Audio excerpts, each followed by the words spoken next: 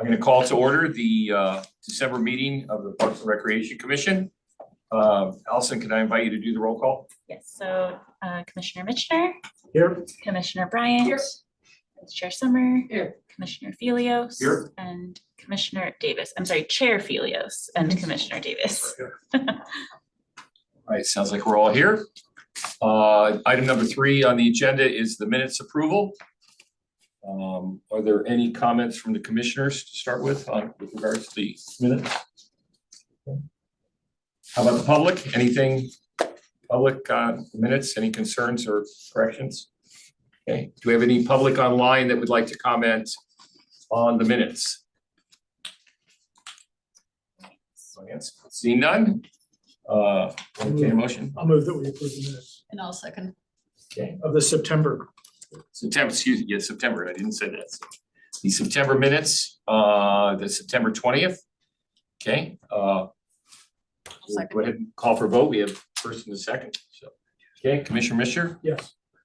Commissioner Bryant, Commissioner Summer, Yes. Commissioner Davis. Yes. And I'm a yes as well. Okay. All right, the next thing we have on the agenda is oral communications from the public. This portion of the meeting is reserved for persons wishing to address the commission on any matter that's not on tonight's agenda. Speakers are limited to 3 minutes, and state law prohibits the commission from acting on any non-agenda items. Are there any members of the public like to speak? Yes. Feel free to come on up to the podium, and when you have a chance, if you can fill out the little blue card so that Allison has it on record, I appreciate it. Sure. And you'll have 3 minutes, and when you have 30 seconds left, I'll just give you a little heads up. No problem. This is not gonna be long, Okay. although that is long. Maybe.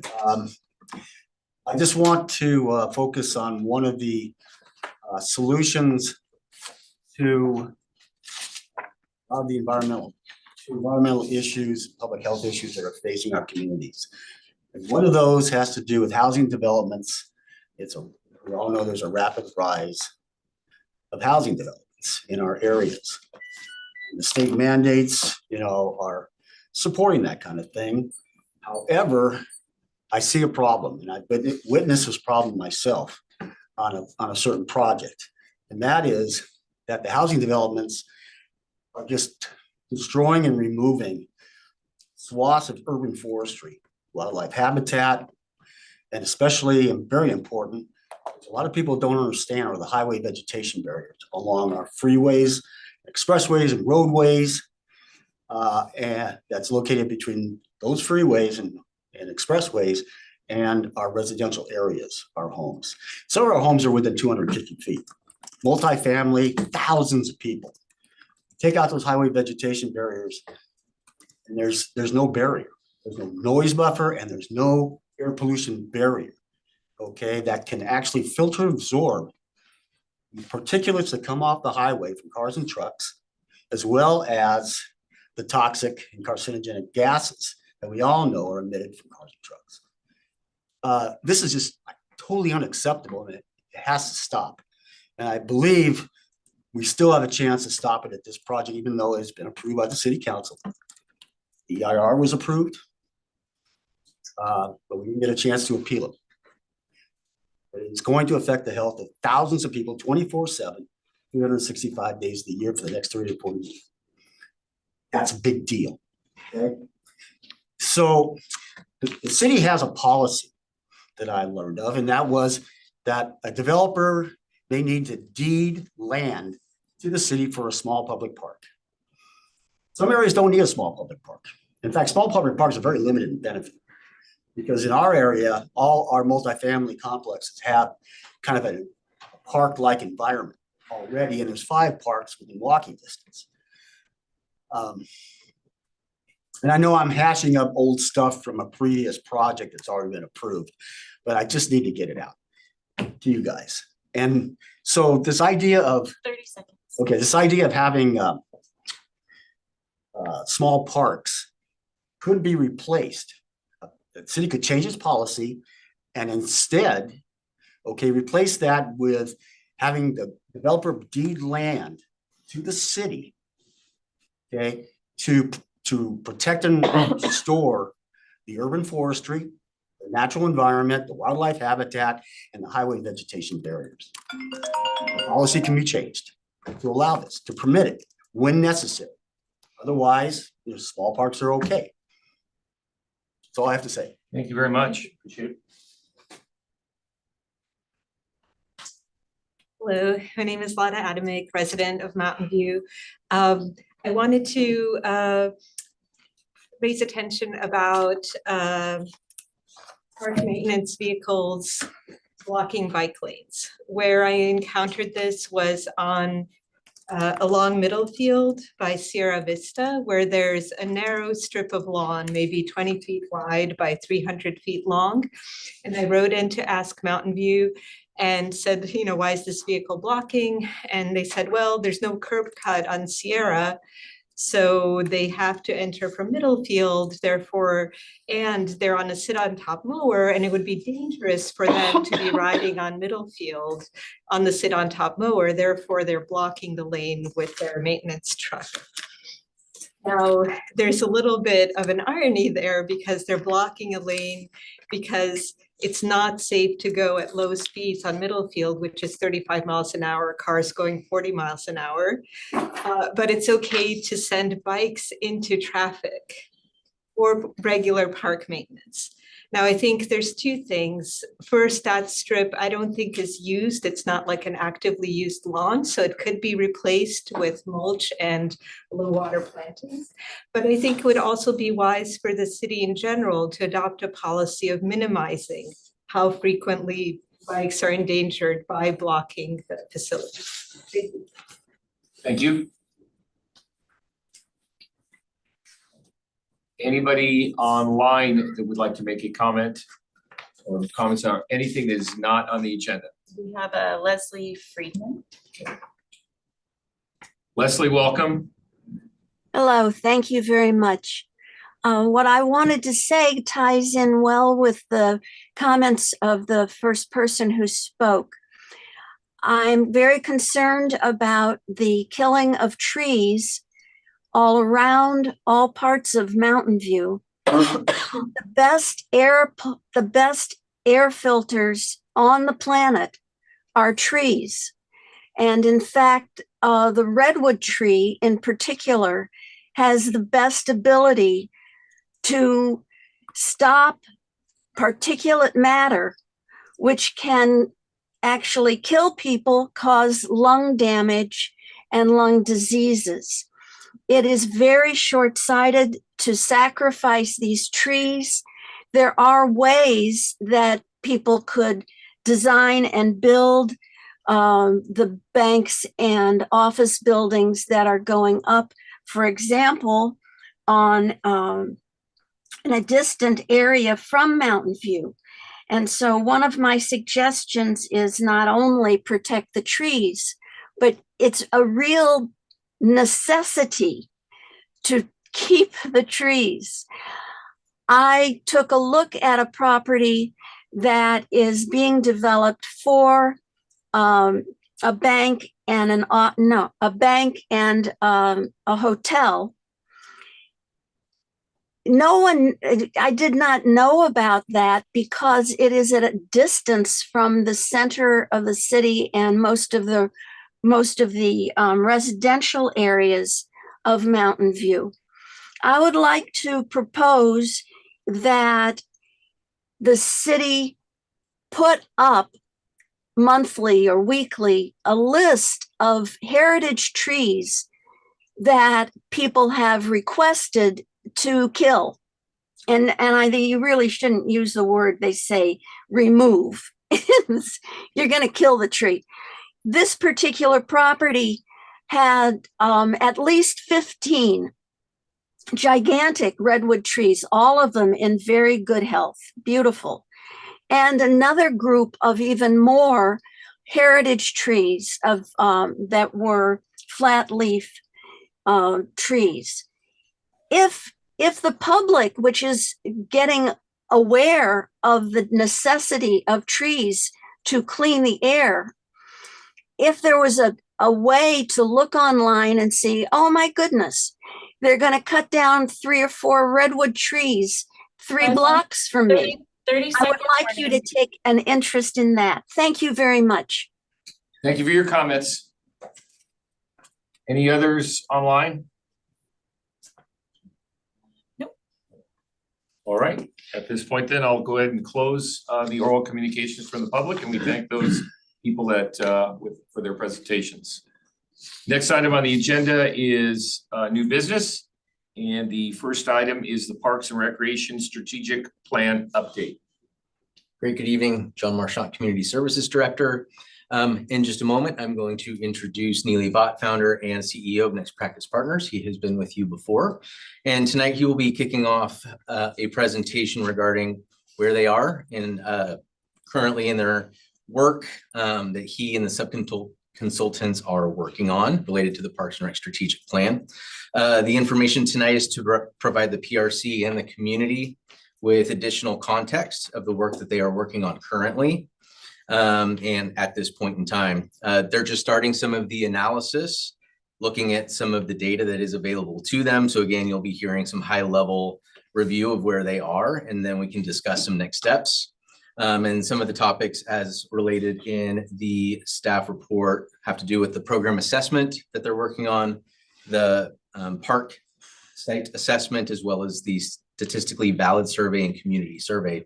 And so with that, I'm going to turn it over to Neely Vaught, and then he can introduce some of the other consultants with him this evening. Thank you, John. Good evening, everybody. It's good to be with you all again as well. I will introduce Deeksha and Jason very briefly, and then when they actually get to their sections, they can speak a little bit about their work. We've been working together for several years with ETC and Jason, and they are unquestionably the leader nationwide in statistically reliable surveys, especially for all parks and rec agencies. We've done a couple hundred with them. They may have done a few thousand. I'm not even sure how many, including several around you. And Deeksha and WRT are local to you as well, based in the San Francisco area. And we most recently finished the Fremont master plan with them, worked on the East Palo Alto, among several others across the country. So these are folks we've known and seen their work for a long time. And as they go through the findings, bless you, with the park assessment side as well, and also on our program assessment side. And then Jason will talk through some of the overarching process, approach, some high-level line of questioning. And of course, as always, we want your feedback and input as well. So with respect to the presentation, John or Christine, do you want me to share my screen, or are you able to share the PDF from your end? What would you like to do? If you could share from your end, that would be wonderful.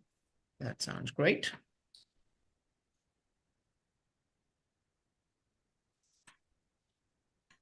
Okay, can you all see my screen? Yes. Wonderful. All right. So very quickly, and I'm not saying this because Christine's on the call, but these are some of the best filled out data that we've gotten for program assessments as we've done this as well.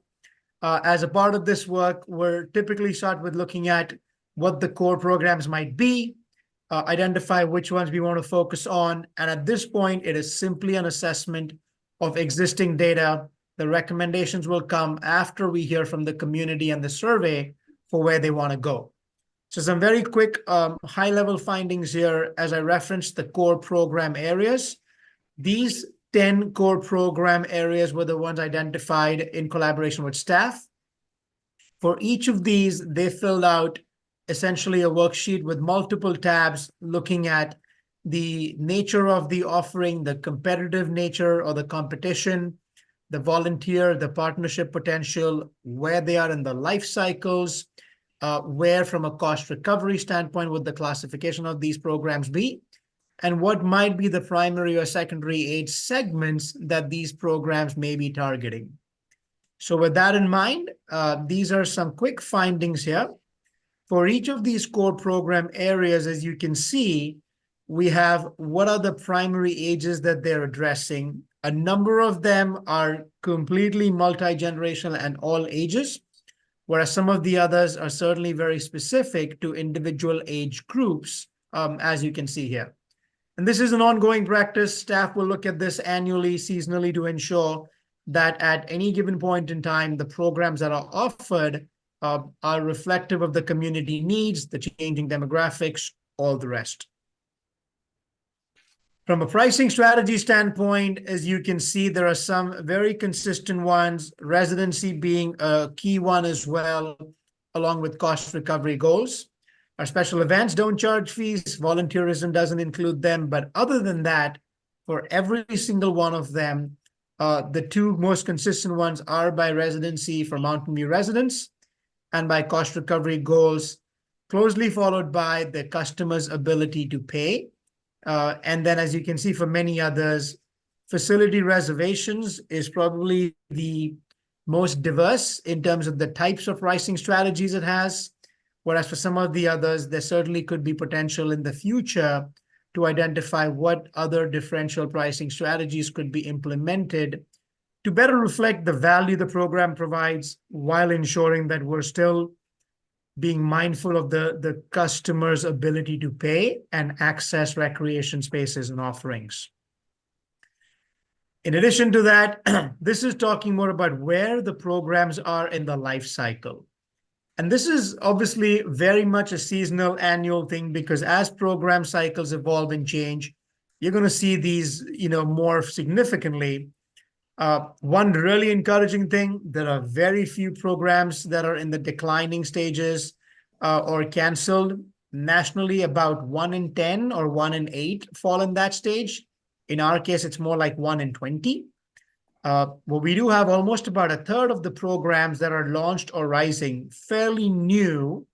And I think in time, we will get a sense of how many more of these programs continue to grow to join the stable and maxed out, or do they decline and morph and need to be repositioned?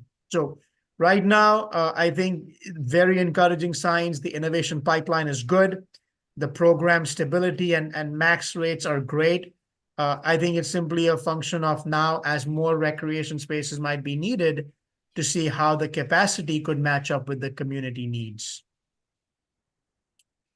From a classification standpoint, this really looks at this entire gamut from what might be completely self-directed and independent to where we might have, in these cases, the other end of the spectrum, where it's entirely a cooperative agreement, where largely we are space providers for other entities, public, private, nonprofit, to provide programming there. That's the one space you'll see, the cooperative one, that is much higher than national averages, and that's really because of the contract nature of the programs that are being provided using external contractor help. Other than that, again, you're in a pretty good range with what we typically see, and that's simply a function of each agency and how you provide your programs. So I'm going to pause here and turn it over to Deeksha to talk a little bit about WRT and their assessment as well. Deeksha? Hello, everyone. Lovely to be here with you today evening. I'm from WRT, which is a San Francisco-based company, and we're multidisciplinary and consist of landscape, planning, architecture, and urban design. And we've been doing a lot of parks planning work in and around the area. Like Neela mentioned, we did the Fremont Parks Master Plan with them. But simultaneously with Mountain View, we're also working on Fairfield Parks Master Plan, Santa Clara, closer to you, San Leandro, wrapped up on East Palo Alto. So working actively in your vicinity in different communities around park system plans. So our involvement in the project is majorly looking at the parks assessment, which is evaluating the parks under different criteria. If we go to the next slide, so we definitely we went to each and every single park in Mountain View. We first walked a few of them with city staff itself. So we've completed an assessment, preliminary assessment of visiting all the 45 parks and the 4 trails. For the methodology of the assessment, we're analyzing the parks under 4 categories: condition, functionality, access and connectivity, and safety and comfort.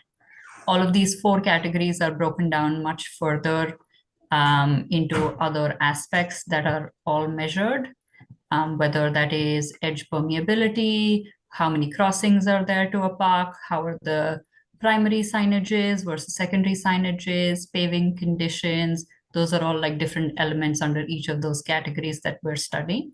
And each of those elements are given a score. So the scoring scale you can see here ranges from poor, fair, good, and great. Mountain View as a community has a lot of parks for the acreage of the city that we, based on our work in the other cities as well, and a lot of good access to people. So it's a great like baseline to start from. And the work is not to say that the parks aren't already great, because a lot of them are from our visits.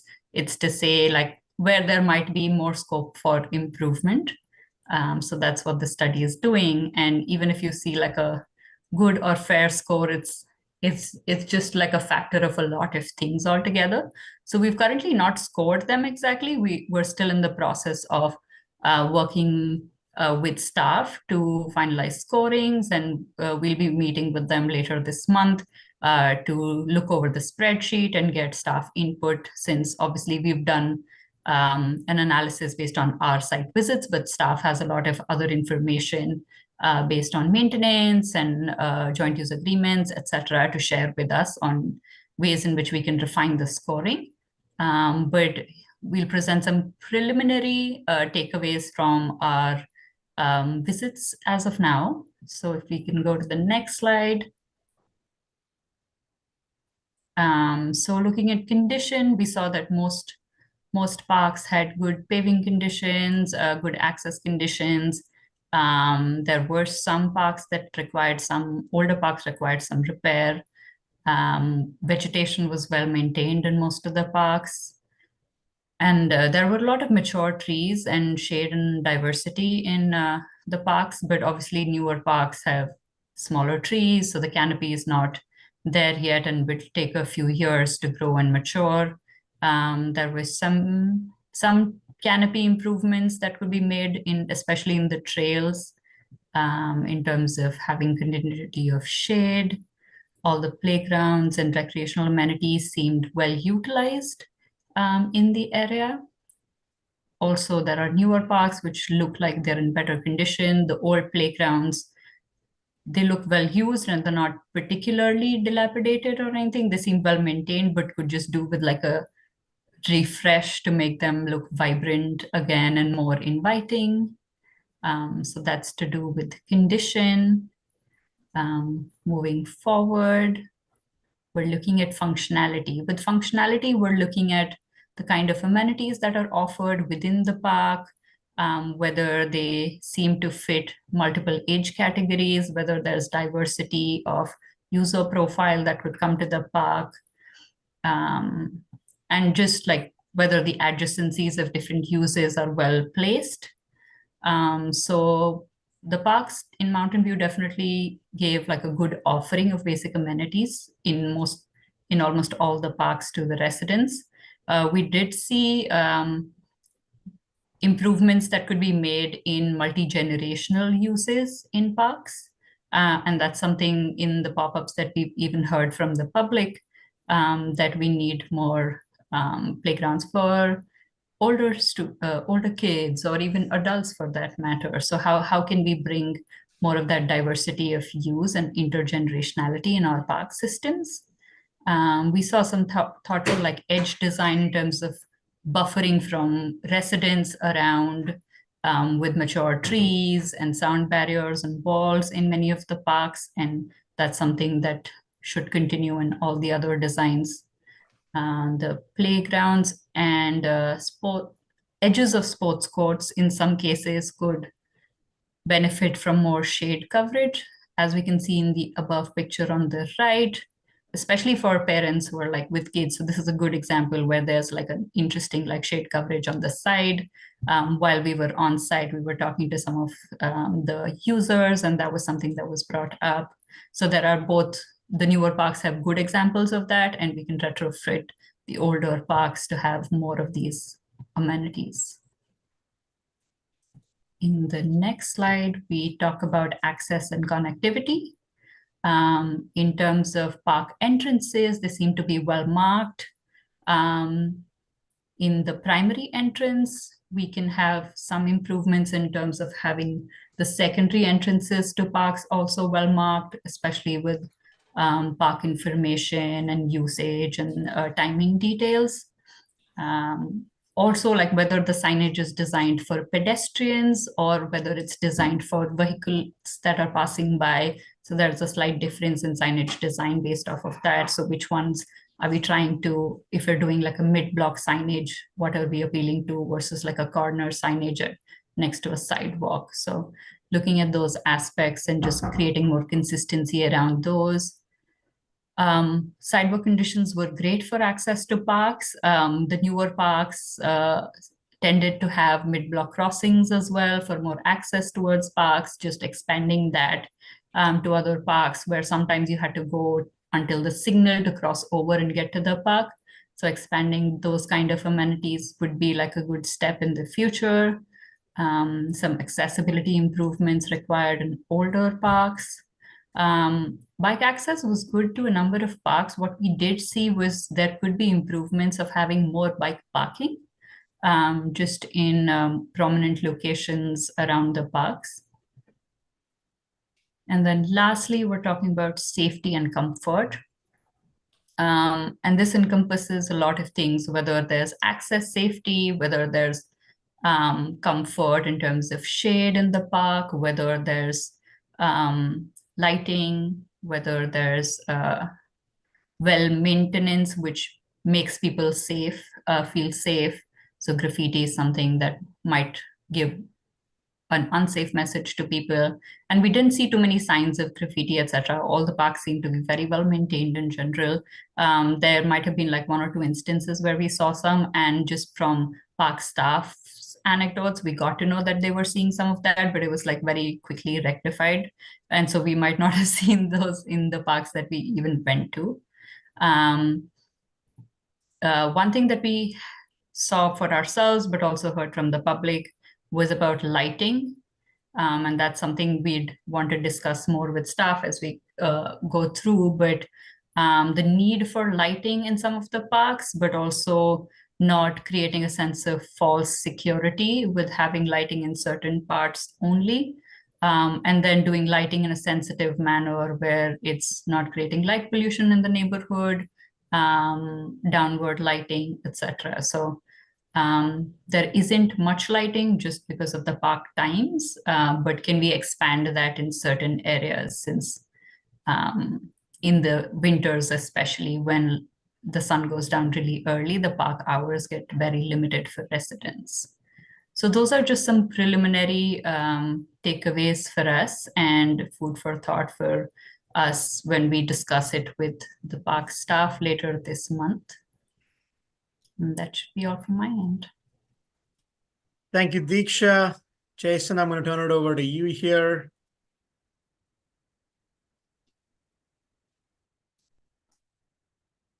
Okay, sounds great. My name is Jason Murato with ETC Institute. We are a marketing research firm that specializes in conducting statistically valid survey for local governments.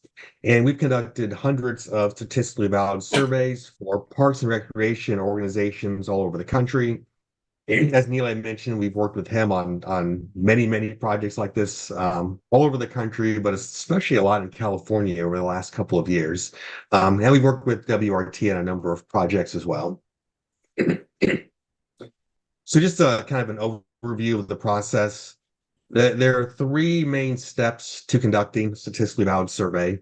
The first phase is to design a survey instrument. The survey will include standard questions that we include in surveys we've conducted in other cities across the country. And that will allow us to compare your results with other cities in California as well as nationwide. The second phase is for us to administer the survey. The survey is administered by a combination of mail and online to randomly selected households throughout the city. And that mail online combination is our standard methodology for these types of statistically valid surveys. We'll start by mailing the survey to households. The mailed survey will also have a link to the online version of the survey, as well as a QR code to the online survey. So there's multiple ways that residents can complete the survey. And the reason we like that hybrid approach is that it allows us to reach a more diverse group of residents and have a better response rate. Typically, the mailed survey skews more towards the older residents, whereas the QR code more towards the younger residents. So they're really a good complement to each other. Typically, the survey is about 6 pages in length and has about 30 to 35 questions. And we'll continue administering the survey until we receive at least 450 completed surveys. And the goal is not only to receive 450 completed surveys, but to make sure that the demographics of survey respondents reflect the actual population of the city. So we'll be closely monitoring key demographic areas such as age, race, ethnicity, gender, and then geographic location throughout the city. And then the final phase is for us to process and analyze the data and then provide a survey findings report. The report will assess the current usage of your recreation facilities and programs. And then also it will determine which types of facilities and programs have the highest levels of unmet need and which ones are the most important to the community. So that's just kind of a brief overview of the process. Jason, do you want to speak to just some of the types of questions that will be asked and, how the sequencing of the question goes as well? Yeah, absolutely. So typically the survey starts with questions that are focused more on your current system. For example, we'll ask households if they visited any city parks over the past 12 months. How would they rate the quality of those parks? Have they visited any of your programs over the past 12 months? How would they rate those programs? One of the most important questions on the survey is we'll ask residents, what are some of the barriers that prevent your household from using parks and programs more often? We'll ask a marketing type question, which asks residents how they learn about your programs and events. How do they currently learn about them? And then what are their most preferred ways to learn about programs and special events? We'll ask which other organizations households are using for parks and recreation. And then we kind of move into the future needs, where we'll give residents a list of different types of facilities, different types of programs. We'll ask them how well their needs are being met for those facilities and programs. And that'll tell us which types of facilities and programs have the highest level of unmet needs in the community. And then we'll follow up by asking from this list, which are the most important to your household. And then we'll have some demographic questions at the end of the survey. And the purpose of those are, like I said, to make sure that the demographics of survey respondents reflect the actual population of the state.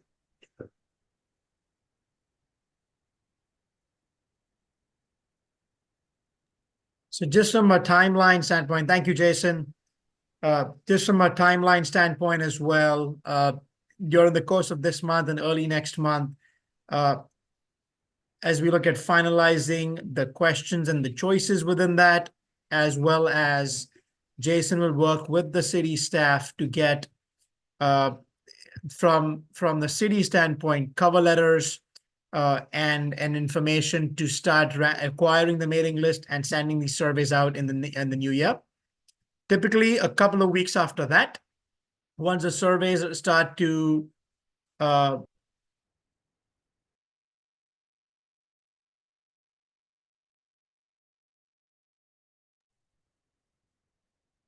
any change in audio?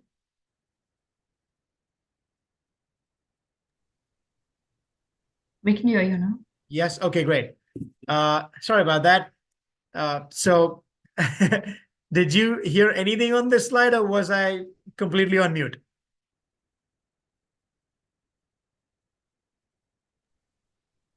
I could hear you, but I don't. Okay, it seems Christine just texted me to say they cannot hear anyone on the screen anymore. Oh, We'll wait for a moment. Jason, can you hear me? Yeah, I can hear you. Yeah, for a brief amount of time I couldn't, but only for maybe like 10 seconds of that. yeah. Okay. Yeah, I think Diksha, Jason, you and we can hear each other. Christine just Yeah. asked me, Christine, I can't hear y'all. Can you hear me?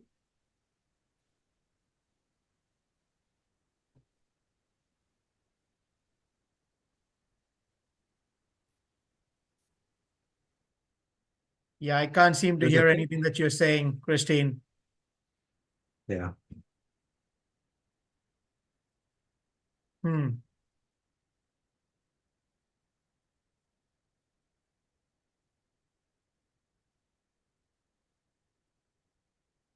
Jason, it seems they lost audio while you were talking at some point towards the end, I'm guessing. They're just asking to see if we can log out and log back in. So I'm going to stop sharing and log out and then come back in again. Okay. Yep. I'll do the same. Yeah.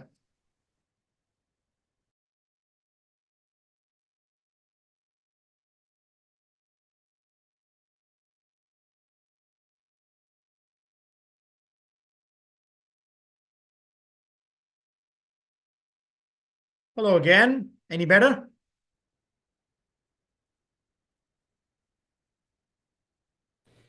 Yes, no. No. Doesn't seem like it. No, they're saying they can't hear us still. Uh, obviously we can hear each other. Yeah, it's weird.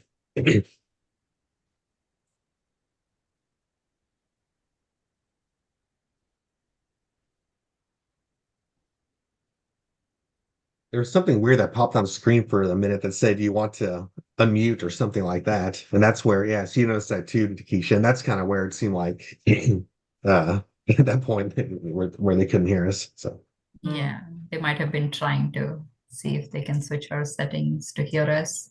Wonder. yeah. Yeah.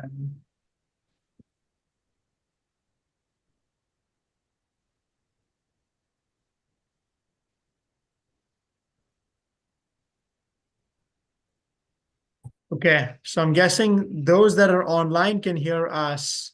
It's just folks in the room that might not be able to hear us for some reason. Yeah, could be the case. Yeah. I think it's on their end because it seems the public cannot hear them either. Yeah. Yeah, Christine said they're calling IT, so we'll give them a moment here to figure out the joy of technology. Yeah, right, right. It works well most of the time, but then when it doesn't, it just brings Yeah, everything to a screeching halt. yeah, Funny absolutely. how the presentation was going just fine and suddenly decided to stop working. Jason, Yeah, it's yeah, all right. your I thought it was fault, going man. well. It's all your fault, Jason. Yeah, right. But it seemed to be What, going well up to that point. yeah, when Diksha and I were presenting, it was great. When there was public comment, it was great. You come on, Jason, and you break all this stuff, man. What is happening? Yeah. Yeah, right. That was that was crazy. Yeah. We're almost finished too, I think. There's only a few slides Yeah, left. yeah. No, it's all good. This is a good group, man. They'll have some really good questions. It'll be a good dialogue. So I think just giving them a few moments here to sort this, I think will be good. Yeah, sure.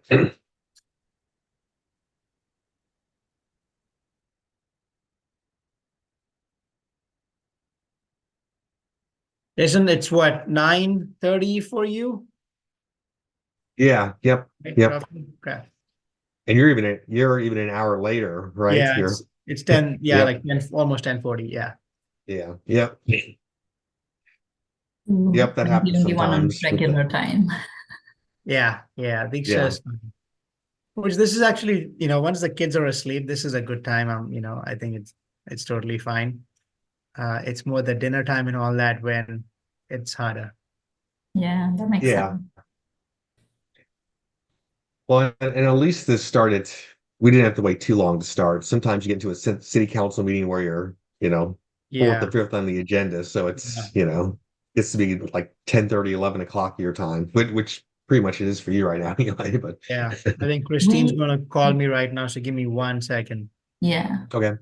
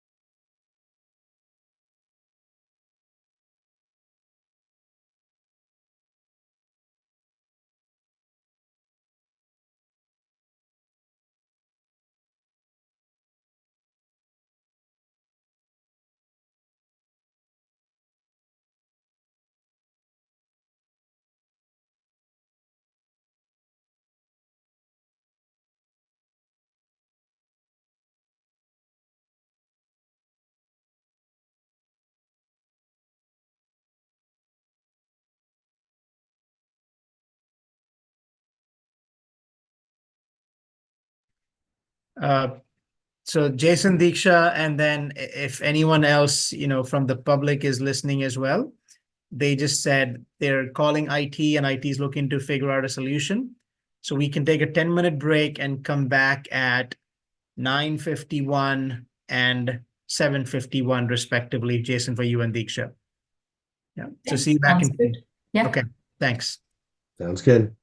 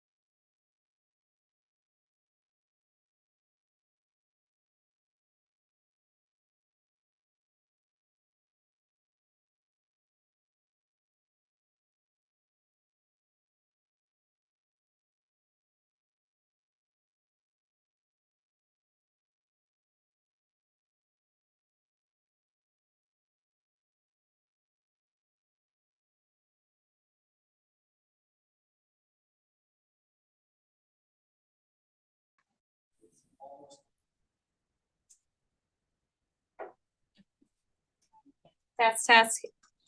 Can you hear? I think the audio just popped in the sense that it heard us. Oh, it just came on. I saw it, yeah.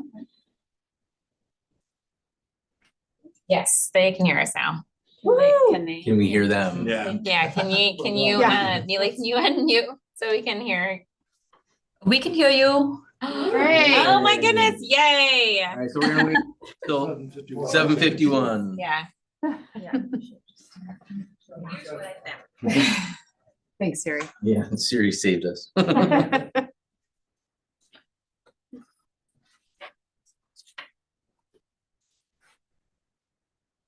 That was a first.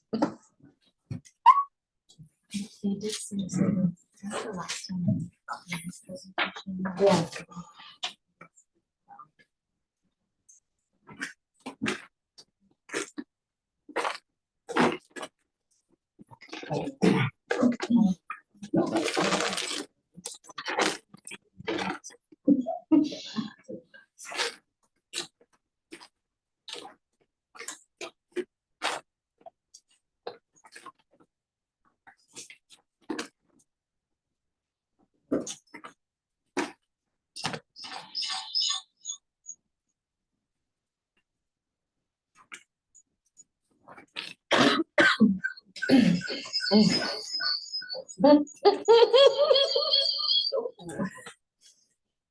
It's like a disco nightclub in here. Mics are quite sensitive.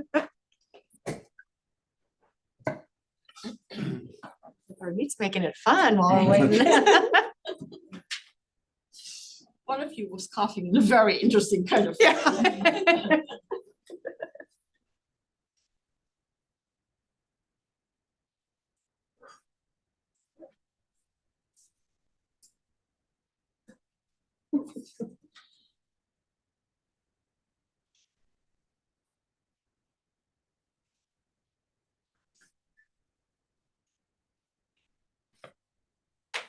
Can anybody here talk about the assessment and these companies that are, I guess, subcontracted by the prime for the city? Probably have to wait till we reconvene. Yeah. Fair enough. Non-agendized item. I totally understand because I was a bureaucrat.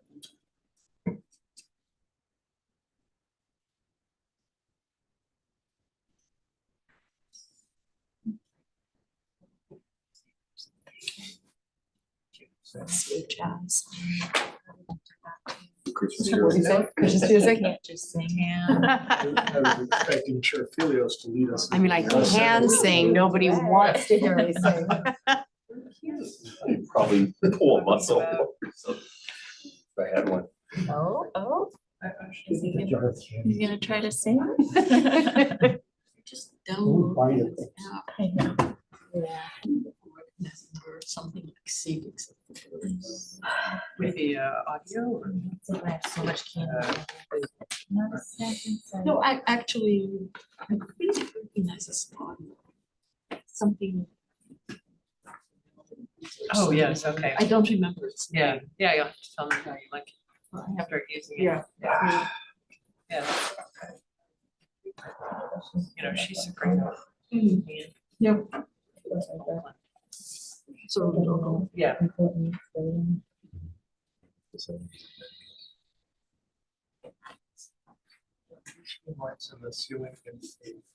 And we're back. Yay. We're back. We will call this 7:51. We will call this back to order and thank everybody for their patience. And I'm embarrassed to say, I'm not sure where we lost you. But I know that we could see your lips moving, but not quite sure where you were. I think Jason was wrapping up his portion as well, so I'm gonna Next steps. give it back to you, Jason, just for a moment here with next steps, perhaps, and we can continue from there. So I think whatever you were sharing at the end, Jason, just in terms of your timeline for launch and just the steps it typically takes you to do that. and then I'll carry on from there. Yeah, sure. I think I kind of walked through the process briefly and just described some of the types of questions we'll be including. Typically, it's about a 3-month process from the time when we finalize the survey questions until we provide the survey results. That includes time for us to prepare the survey for printing and mailing, actually administer the survey, then process, analyze the data, and then provide the results. So. And a couple of weeks after the survey actually starts reaching households in Mountain View, we will then be working with Lenka and her team as well, and the city for the online survey. That's going to be on imaginembparks.com because that is accessible to everybody. So that's the one we would really love all your support as well to get the word out, to have as many people as possible to take it. And then to Jason's point, we'll ensure the timelines of these two match. So by the time ETC survey and their data tabulation is done, we will also close the online survey and have that data ready. And then between April and May next year, to be back with the community to share the findings in more detail for what Deeksha and the WRT team shared, for the program assessment work, and all the community input, including both these surveys and a lot of the input that we've continued to get. I think at last point, Christine said over 200 different types of interactions on the website as well thus far, and counting. So all that input put together will be shared with the community then. In terms of PRC engagement, John, do you or Christine want to talk about this? Yes, thank you, Neela. Christine Crosby, Assistant Community Services Director. At the September meeting, there was an interest on the part of the commission to provide some milestones and opportunities for the PRC to be engaged with the project, so that you're not seeing it just at the very end, you're seeing it throughout the process. And so we went through and identified some tasks related to the project that we felt aligned well with PRC. It shows on here seasons, but these are not just 4 meetings. There'll be multiple meetings within these seasons. But I didn't want to put months in case things kind of move a little bit. But we intend in early spring 2024 to bring back the recommended recreation program plan. So this is following the assessment, the information collected from the public, and determining how that feedback aligns with our existing programs and where are unmet needs, where are areas that we might want to expand, and such. Also, it's very recreation focused in early spring 2024. We do have a cost recovery policy for recreation programs, and as part of this plan development process is reviewing the existing council policy and determining if the programs and the policy align with the values and input received from the community. So we'll have a discussion about that for the commission to weigh in. And in previous years, we have brought the Recreation Financial Assistance Program to the PRC when we've made modifications or changes. And part, again, of the analysis of this project is to take a look at our existing program to see if it's meeting the existing needs of our community. So that's all early spring 2024. Late spring, one of our tasks is associated with reviewing and discussing the acreage needs in order to handle the future demands in our park system. So we'll have an item to discuss that only. In early fall, we'll come back to discuss the parkland dedication ordinance and opportunities for modifications to that ordinance that could eventually be included within the plan. We'll discuss future parks and open space goals. I know that this has been something that has been highlighted in the past as an interest of the commission. And through that, also looking at our maintenance and operations standard recommendations that are coming from the plan for the commission to provide some feedback. In late fall 2024, with the reminder that we are trying to get this plan over the finish line by the end of this calendar year, I believe there are 3 meetings within the late fall that will have touch points related to one, which is the CAPR standards, and providing a status update of where does the city lie in terms of all of those standards, and how close are we being able to applying for CAPRA, which is accreditation within the Parks and Recreation field. And then, of course, bringing the draft plan in one meeting for the commission to review, and then the final plan before bringing it to the city council for final approval. So these are some suggested ideas of tasks that we'd like to bring for the commission to weigh in, so that we're not bringing all of this to you at the very end, but we're bringing it to you in pieces so that we're can have thoughtful and intentional conversations about these items.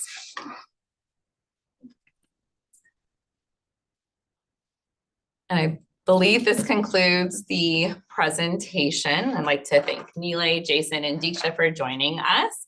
And we'll move on back to you. Okay, and what I'd like to do now, just so everyone knows, I'm gonna open it up for questions by the commissioners. After they ask their questions, then I'll open it up to the public for their questions and or comments. Then it'll come back to the commissioners for final comments. We are not tasked with making any proposals tonight. We are just, going ahead and making our comments. First our questions, then later our comments, and for the consultants and staff to move forward on. We have any, okay? So I can start with Commissioner Davis. I just had a process before I get into comments. I think Mr. Morado was discussing the survey structure when we lost contact, and I'm not sure that was completed. I know we got through current systems, quality rating barriers, or future needs, but sorry to go backwards, but could you re-summarize the survey components, the structure of the survey? Yeah, absolutely. Sounds like I got through most of it. The first part of our questions really focused on the current system. We'll ask about current usage and participation of your parks and programs. We'll ask what are some barriers that prevent households from participating more often. What are some of the ways households learn about programs and events? What are some of the other organizations that households are using for sports and recreation activities? Then we'll have questions to determine the unmet needs and priorities for the community. So those are really kind of questions looking forward.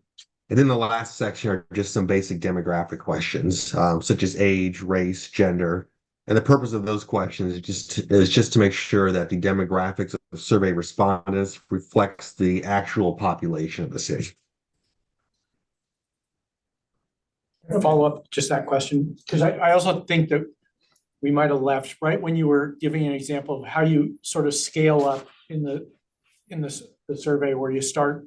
I don't know if I worded that right. Does that ring a bell? Sorry, you address, what's the entry question and then what's the next? Yeah, I mean, you were starting to talk about that. Yeah, well, the first questions are really just some kind of simple, basic questions. Typically, one of the first questions on the survey, we simply ask, has your household visited any city parks in the past 12 months? And if they have, then we have a couple of follow-up questions. We ask them to rate the overall quality of the parks. We ask how often they visited parks in the past 12 months. Then we ask another kind of, fairly basic question. We ask households if they participated in any city recreation programs in the past 12 months. And if they say yes, then we have some follow-up questions as well. Asking about the overall quality of those programs, how many different types of programs they've participated in. And then we kind of go through the other parts I mentioned, the barriers, the marketing type question, other organizations households have used. And then I mentioned the survey is about 6 pages long. Once we get to about page 4, now we're into the questions where we're really focused on the future. We'll give a list of a variety of different types of facilities and amenities. We'll ask households how well their needs are being met currently for those facilities. That'll tell us what the current level of unmet need is. And then we'll ask which of those facilities are the most important to their household. Then we'll ask that same type of question, but now focused on programs. So does that answer your question? Or? Yeah, thank you. All right, I'm gonna start that in. Commissioner, did you have any other questions? Okay. Yes, Right. I am wondering about, I believe Mr. Roth mentioned that the parks are on the whole well utilized. But I was wondering whether either your survey or whether our staff is planning or has ever done a real study of when the parks are utilized, what parts of which parks are being utilized. You know, maybe at certain hours. I mean, as I go to parks, I see that there's different groups meet in different hours. But those are the parks that I happen to be at. It would be very interesting to compare parks in terms of how many people are using them, what are they using them for? Is that something we ever do, or is this survey part of it? Neely, do you want me to start and then we can, or Deeksha, I'll jump in and then allow you Sure. to Yeah. jump in on your end.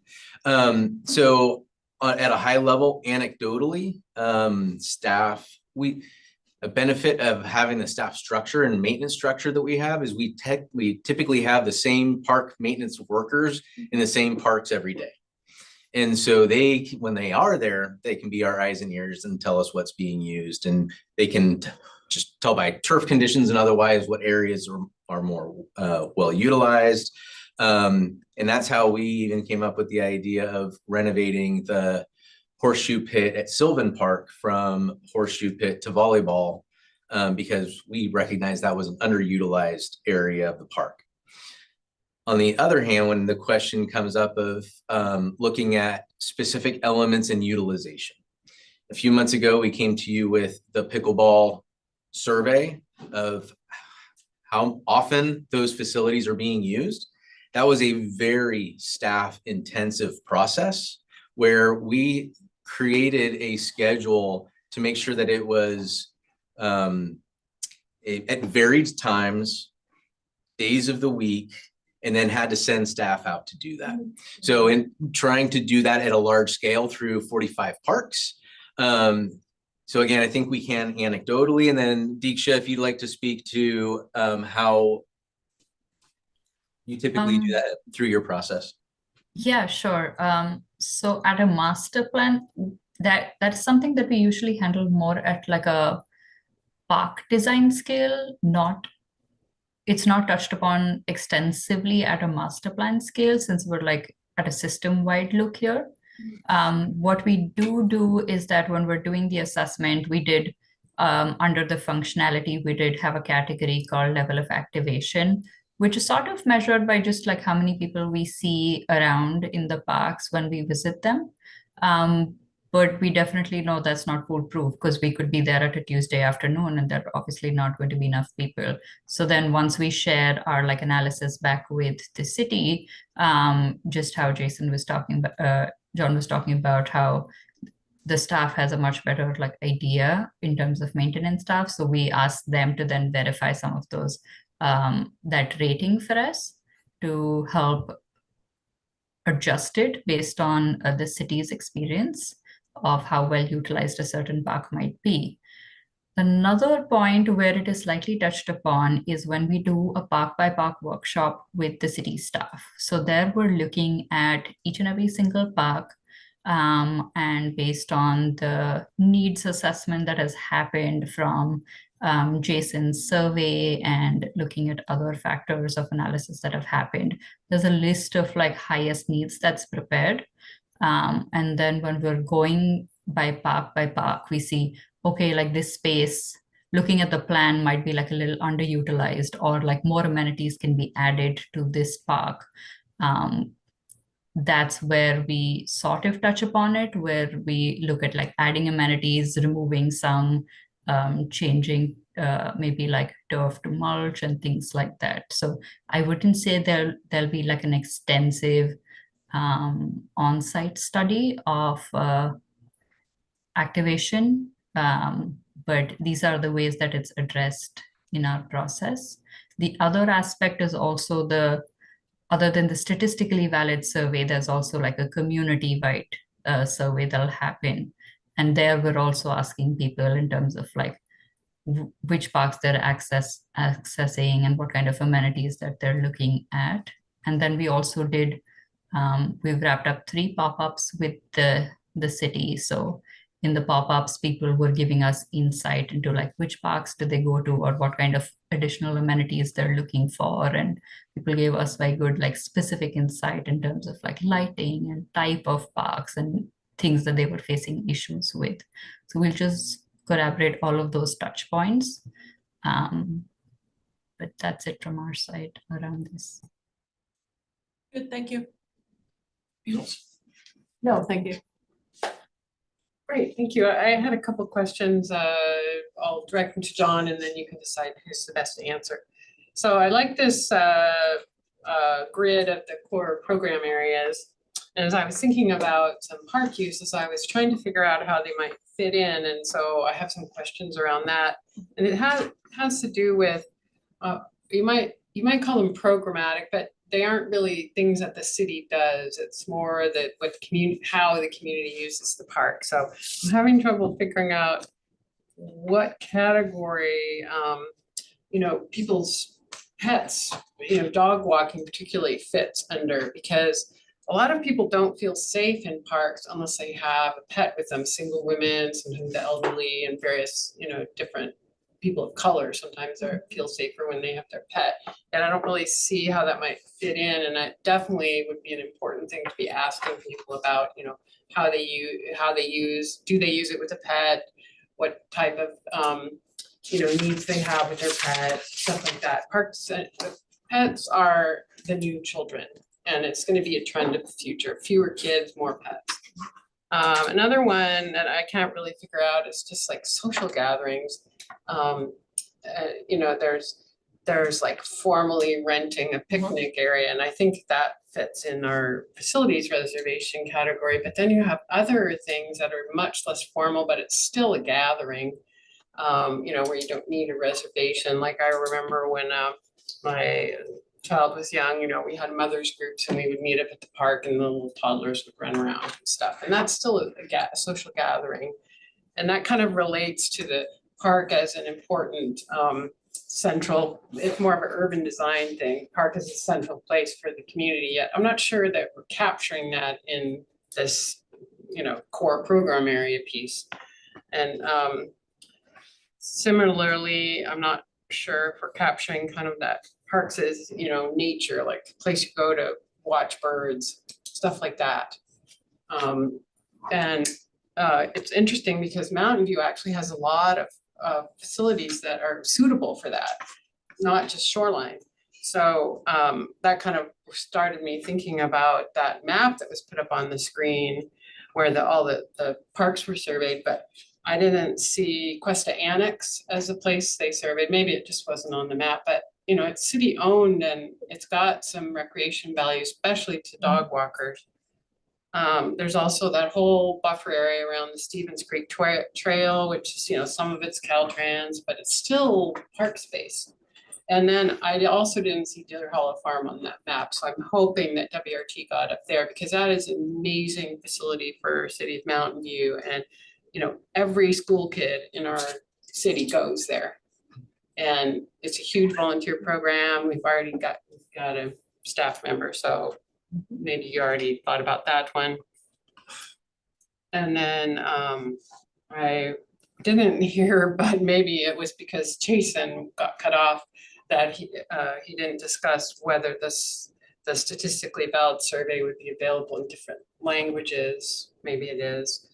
And it sounded like it would be household based, but which is great, but I'm hoping it'll actually drill down so that some youth actually get to do somewhere. We need to get youth opinion on this and not just, like going to the teen center kind of thing. I mean, like actually statistically. So, and then I also have a question that I didn't see any of this in here, so I'm not sure how it fits in, but are we involving our partners in formal interviews and because our partners often have good insights into trends and needs, and they kind of have an idea of where they're going, and it could have some bearing on the strategies we insert. So I didn't see where our data that we get from interviews with the staff and boards of our partners would be part of this. So I know that was a pretty long list, and if you couldn't keep track of it all, I'll let you answer now. Okay, thank you for that. I did take some notes, so hopefully I'll catch it all. So first I'll talk about the program assessment. The program assessment was purely looking at the programs that are served by our department that are either facilitated or led by our department. So this is mainly within the recreation division, and it comes down to, our preschool classes all the way up to our programs that take place at the senior center. Deer Hollow Farm was included in it. That is in the outdoor education core program area. And the piece about the formal rented facilities was in the facility reservation bucket that was on the screen. As far as the general leisure that takes place in the parks that is not facilitated by a city, that was not included in the program assessment. That information is being captured through the community input that we were receiving previously in the community meetings, the input we're getting through the survey, the pop-ups that Deeksha participated in, and will be continued to be gathered as we move forward. So the program assessment is purely looking at the programs that the city funds and supports. The survey available in other language? Yes. I'll go ahead and answer that for Jason. There will be an option for survey recipients to call a phone number if they'd like to take the survey in any other language except for English. And so a wide variety of languages that are available. The survey that will be sent out following the statistically valid survey will be available in English, Spanish, Mandarin, and Russian, which are the core languages that the city utilizes in our mass communications. So that hopefully that will allow a lot of folks to take the survey in the language in which they prefer. As far as getting a youth voice, as folks are answering the statistically valid survey, they are answering with their household in mind is the hope. And so when we met to talk about the survey, there was a great example of using me. If I were to take the survey, I'm not a resident, so I wouldn't be, but if I was a resident and I took the survey, I would be taking the approach of it's not just me, it's me and my children and the programs and facilities that they participate in, as well as myself and my husband. And so looking at that. For youth voice, we are trying to schedule an opportunity to meet with the Youth Advisory Committee. We have thought internally of taking our pop-up boards that we've had at events and bringing those to the teen center and giving some feedback. But when we launch the community survey, that will be going to everybody. We'll be working with our high schools, with our middle schools to get the word out. Another way that we have been getting youth participation is at the pop-ups, we've had coloring pages. And the coloring pages just say parks matter because. And we have allowed the kids to color, to write what they think. And we've got some really great images from that process. I think they're like, there's swing sets, there's a basketball hoop, someone walking their bunny, different, very childlike, but we've received, gosh, I don't even know how many drawings Deeksha has probably scanned. 200 plus, I think. Yeah, 200 plus, point. and that was just from kids. And then also at the pop-ups, which was really great, is that we be handing some dots to the parents and we're handing it to the kids. And the kids were having such a great time. And after our at tree lighting, I stood behind a parent and the kids that they were with, and hearing them talking about the NBA court that they want to have, and oh, we need more of this. And it was really cool to hear that they're thinking of the future and what they would like to see within the parks that we have. And so we are going to be continuing to look for that youth voice. It is important because they are our future. And then as far as, and hopefully I almost think I caught all of them, but the partners, we did have stakeholder meetings at the beginning of this process back in August, where we did extend invitations to the partners in which we work with. These could be our swim teams, our youth sports organizations, MROSD, Mid-Penn, and our school districts and a variety of different partners that we work with to get their feedback on what are our current strengths, what are our opportunities for improvement, and what are their top priority for the plan.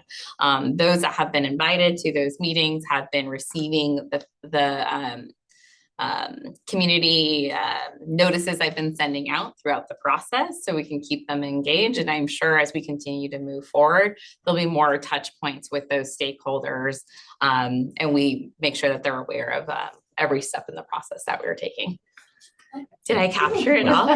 Oh, and Questa There's still Annex. one left, which is, did the parks assessment that WRT did, did that include Questa Annex and Stevens Creek, the whole, not just the pavement, and then Deer Hollow Farm? Yes, for Questa Annex, no for Deer Hollow Farm, because it's we just didn't make it all the way up there. But it is also identified in our program area. And then Deeksha, was the full trail system for Stevens Creek Trail looked at? Yes, yes, yes, we did the Okay. entire trail. Community gardens are in the program assessment, not within the site assessment. Can I just jump in with the Okay, question? I was done, so. Okay. This is basically just to clarify the answer to one of your questions. You said that some people could call in if they wanted to, was it call in if they wanted to be interviewed rather than doing the survey because of language difficulties? It just seems like asking a lot of people. Jason, would you like to chime in on that one? Yeah, I can jump in. So the survey's mailed only in English, but there'll be a cover letter mailed along with the survey. And the cover letter describes the purpose of the survey and encourages people to participate.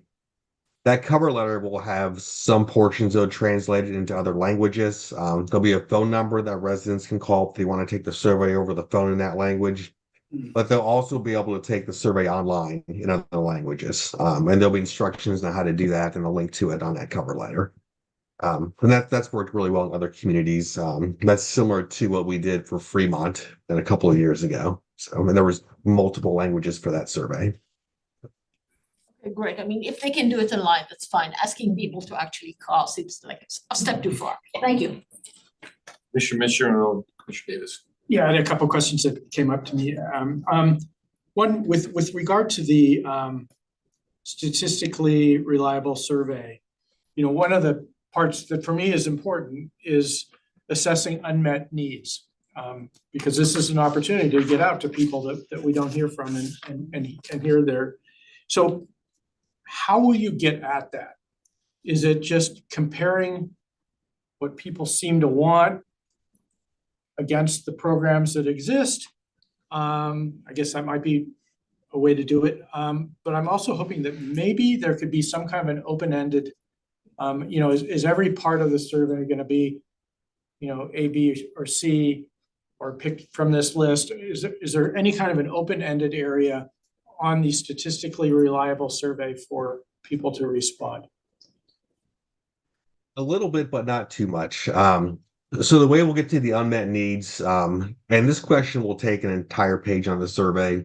We'll give residents a list of about 25 to 30 different types of facilities and amenities and ask how well their needs are being met. And they can answer anywhere from fully met, mostly met, partly met, not met, or they could say they don't even have a need at all. And there'll also be an option for other. So if there's something somebody wanted to weigh in about that's not on the list, they can write it in. So we'll have a question like that, one for just facilities and amenities, and then one just for programs.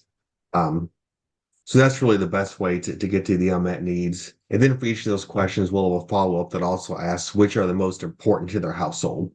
That'll lead to something we call the priority investment rating.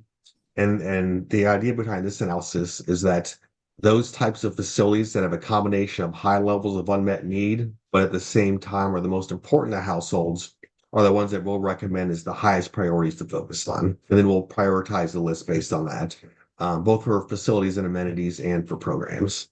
So. That really is, I mean, like you say, that's a super important part of the survey. Really, it is kind of the centerpiece of our analysis of the statistically valid survey. Jason, at the end of the survey, there is an open-ended question. We are going to have one at the end that's just kind of a catch-all where people can really say anything they want, you know, anything that they want to give feedback on that wasn't touched on in the survey. We don't want to include too many open-ended questions because then that prevents people from taking the survey. You know, if people open a survey and they see they have to write a bunch of long answers, then people are just less likely to take it. So we always try to limit the number of open-ended questions. In this case, we're going to have just one towards the end of the survey. But then there'll be options throughout the survey where somebody can select other, like for example, the question about barriers that prevent them from using programs. We'll give them about 15 or 16 options they can choose from, but then there'll be also an option for other. If there's something that is a barrier to them but isn't listed, they can check that box and write it in. So Two other questions. These are easy, will probably be easy for you. One is on the statistically valid survey. How many do you have to send out to get 450 responses, you think? the typical response rate for a survey of this length is around 12 to 15%. So we typically mail surveys to about 7 times the number of households as completed surveys that we need.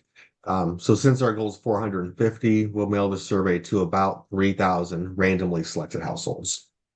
450 is the minimum number of completed surveys. If we have a good response, it's possible we'll end up with more than that. And if you say you find yourself short on a certain demographic group, I guess you don't, do you just send out a blanket of more surveys, or do you send them in a way where you think you're going to hit that demographic group, which would seem to be maybe fiddling with things a little too much? But yeah, well, what we do is we monitor the demographics as the survey is being completed. So we start by mailing it out. Some people will take the survey online, either through that link or through the QR code. Some will mail it back to us. And as the surveys are coming in, we'll be monitoring those demographics. If there's a certain group that hasn't responded as well, whether it be younger residents or residents in a certain part of the city or a certain race or ethnicity, then we will do additional follow-up with that group. Sometimes that's in the form of a postcard that's a QR code and a link to the online survey. There's also the option of doing text messages, which we don't do that as often, but there are other methods we can use to reach people who didn't respond as well to the initial mailing. Typically, though, we have a very good response just by doing a random sample. You know, typically the demographics of survey respondents pretty well reflect the actual population of the city without us having to do a lot of targeted follow-up. But that is something we'll definitely do as needed. And my last question is, when you proceed to the online survey, how do you prevent ballot box stuffing? You know, when MLB does their all-star voting, you know, there's AI programs that, Right. Whatever, pick a player, do you have any kind of a control in your system to, maybe not make it so that only one unique IP address can respond, but if something weird is going on? Yeah, we do. Yeah, and these are great questions. It's absolutely important. It's important that we only have one completed survey per household, and also that our report's based just on those households that we randomly selected to participate.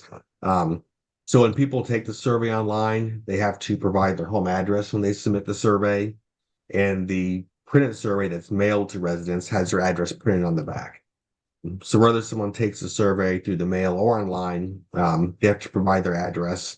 And that does two things. It ensures we just receive one completed survey per household, and also that the results aren't skewed by people who are not part of the random sample taking the survey. Yeah, and I guess I was getting to the next phase where you're doing. Neely, would you be able to weigh in on how you compare? Correct. So I think Jason's method is statistically reliable because they can control and ensure there is no skewing or ballot stuffing. With the pure Survey Monkey based one that we would do, there's no way to control for that. Which is why when we will share the results with you, we will share almost a side-by-side juxtaposition of the responses for each of the questions and the variances in responses between a statistically reliable methodology and an online-only methodology. And it becomes very clear to you which ones might have been driven by special interest or ballot stuffing or whatever else, versus which ones, as you said, a really good term earlier, which one is a true unmet need of the community at large. Great, thank you. Davis. First of all, thanks for your great work on this. It's really exciting to see the strategic plan advancing. I did have a couple questions. Diksha, correct me if I misunderstood this. I thought I heard you say in the parks assessment that Mountain View has a lot of park space relative to similar communities. Is that including the shoreline area? I was making that comment just in terms of like number of parks, like not the acreage per se. But even when you look at TPL, Trust for Public Land, which analyzes a lot of like park systems around the country, like the access to parks, which we take as like a 10-minute walk access to parks as a benchmark. I think for Mountain View is roughly like 91% for the residents right now, like 91% residents of Mountain View have a 10-minute walk access to parks in and around them. And this currently does include the school sites since we are counting them in our system. So based off of those factors and just the number of parks that we're studying, I was saying that Mountain View has like a good number for this We have a lot of good accessibility to parks. Yes. So a lot of parks relative to similar communities. Okay, I feel like I'm really inundated with this term statistical validity, which, and I'm not a statistician, but I think from the statistics that I did have, statistical validity is a function of sample size.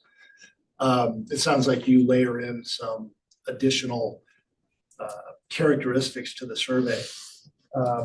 In the staff memo, I think statistical validity was mentioned, I don't know, half a dozen times. And I'm wondering if there is a term or a way to talk about that better communicates. Statistical validity, in my mind, is a data management issue. And I think reliability or community-oriented, something that communicates more what the tool is doing. It just sounds kind of wonky that every time the word survey is appended is with statistical validity.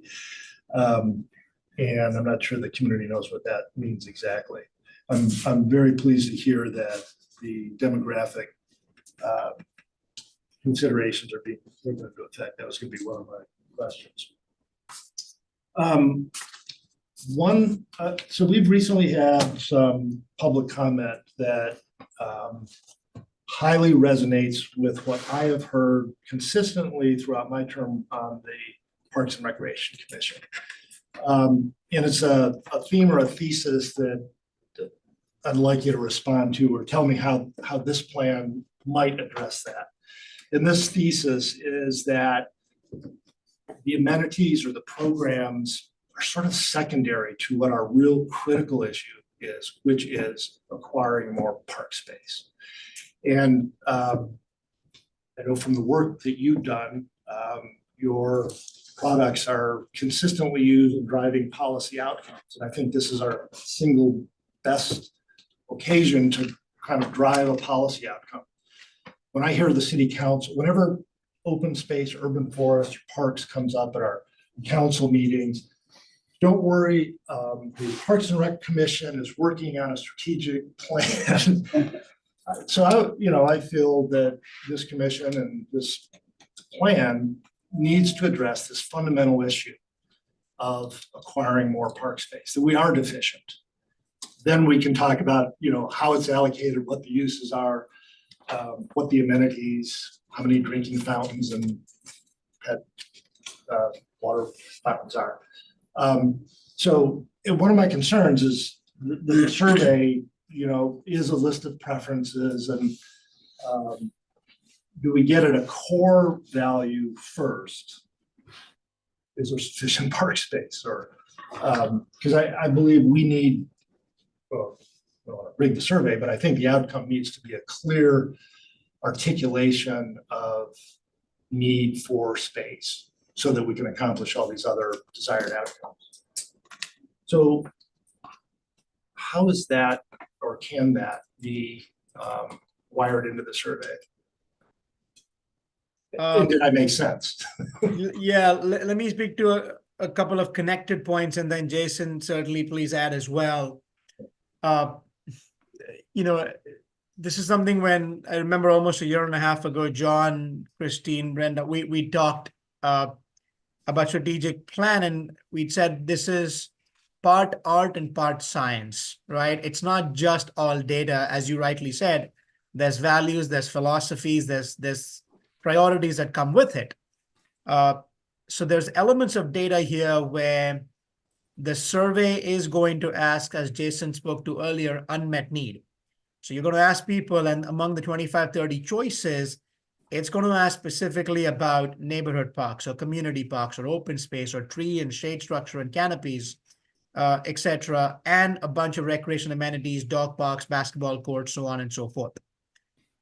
You're going to get a sense of what's important, what's an unmet need, and as a consequence of the combination of those two, what, based on a statistically reliable process, is the priority investment rating for each of those amenities, right? That's the data part from the survey that will come. Now, in addition to that, we're going to have, with the inventory that Diksha and WRT aggregate, we will be creating the level of service for park acreages as well as amenities of all types.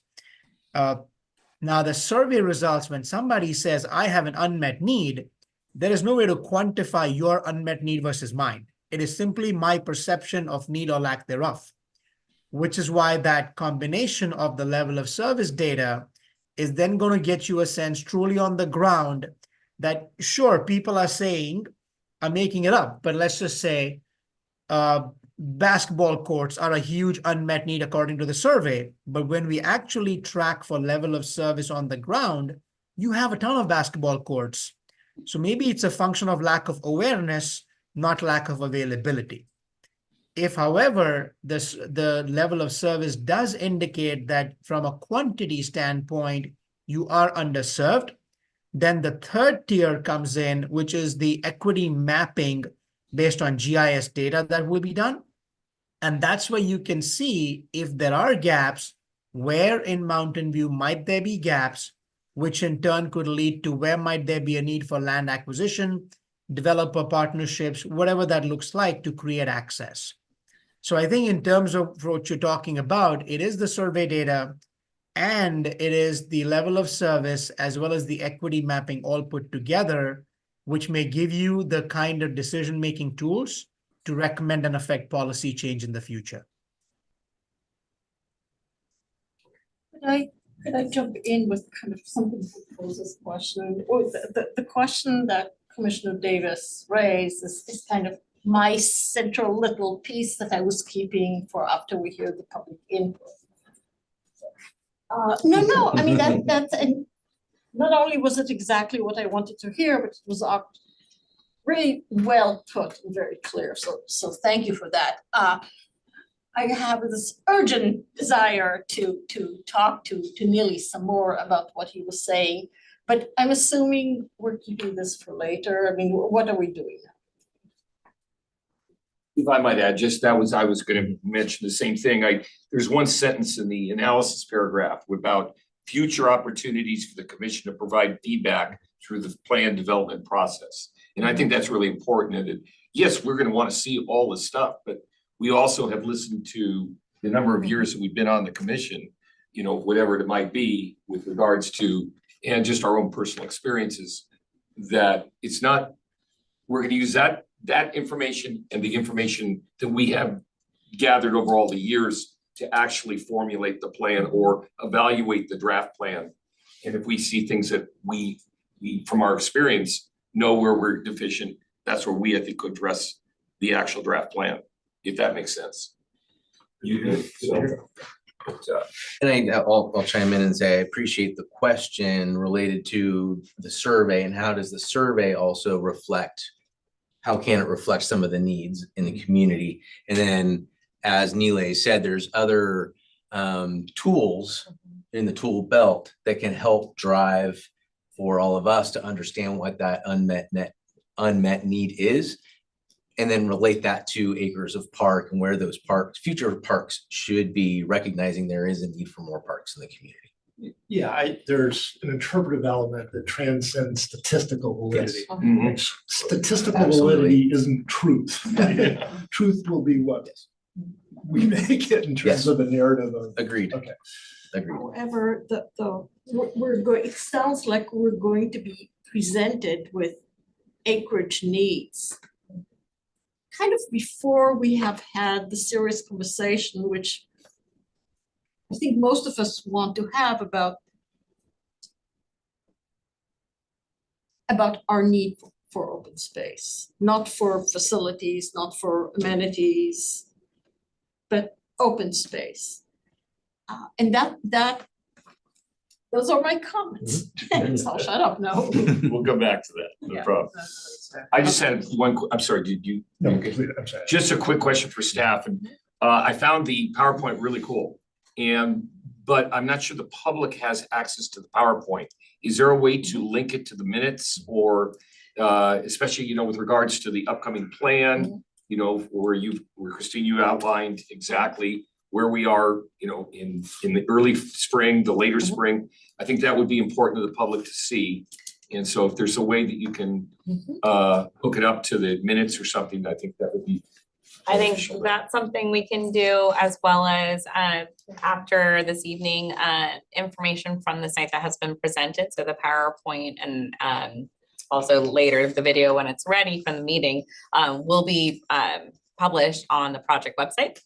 So that as people are, if they're not able to make this meeting, they can go and check this out. This meeting, for example, was noticed not only on the project website, but we do have an email delivery list that's over 700 people right now. And every time I go to send an email, another 100 people are on the list. I'm like, that's great. And so we're trying to really drive people to the project website so that they can see where all the documents are living, and they can track the process as we move forward. And as we have input opportunities, that is being added so folks can participate. Thank you, appreciate that. At this time, I'd like to open it up for public comment. We'll start with the public that's here in the room. If you have any comments, and then we'll go to the people online. So is there anybody who would like to speak to this topic? Mr. Lambert, feel free, and I'll give you that. thank you, I appreciate that. And just a warning, 3 minutes, and I will give you a 30-second. Wave at me. My name is Bill Lambert. I'm speaking as a resident of the Montaloma neighborhood. I wrote some of my comments. Please read them. I'm glad I did, because after this presentation, I have a lot of comments, and they're not too well organized because I just heard them. I think I want to start with the most important comment I want to make. And that is community resources. This is a great opportunity to look at our overall community resources and how they serve the residents of Mountain View. One example that's come up in the presentation, you're counting school properties in your inventory of school parks. Fine. Similarly, you know, I think it would be great to look at what kind of other recreational programs are available in the community, maybe not necessarily controlled by the city, but available to the public, so we know what we have, and maybe those can be managed better. Meeting rooms, meeting areas. multi-use rooms at schools, use rooms at churches. What other resources do we have besides the Rainstorf Center that can be used to meet? How are they managed? What are the cost structures? You know, is insurance available readily to the public? Think about after-school programs, not only that are managed by the Park and Rec Department, but by other organizations. Just sort of get an inventory together so we know what we have and maybe better communicate the availability to the public, maybe manage it better, share resources for the benefit of everybody. Second comment, the survey distresses me. I can't quite put it into words. One good recommendation though I have is in Montaloma, we were sort of task forced and committed to death for a while by the school district. One thing that we got asked lots of questions, how do you use a park?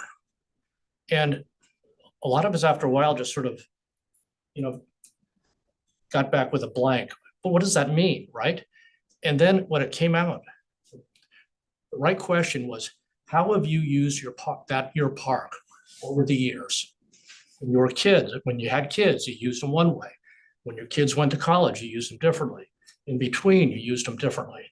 So there's a whole different ways we use our parks during the time. Final comment.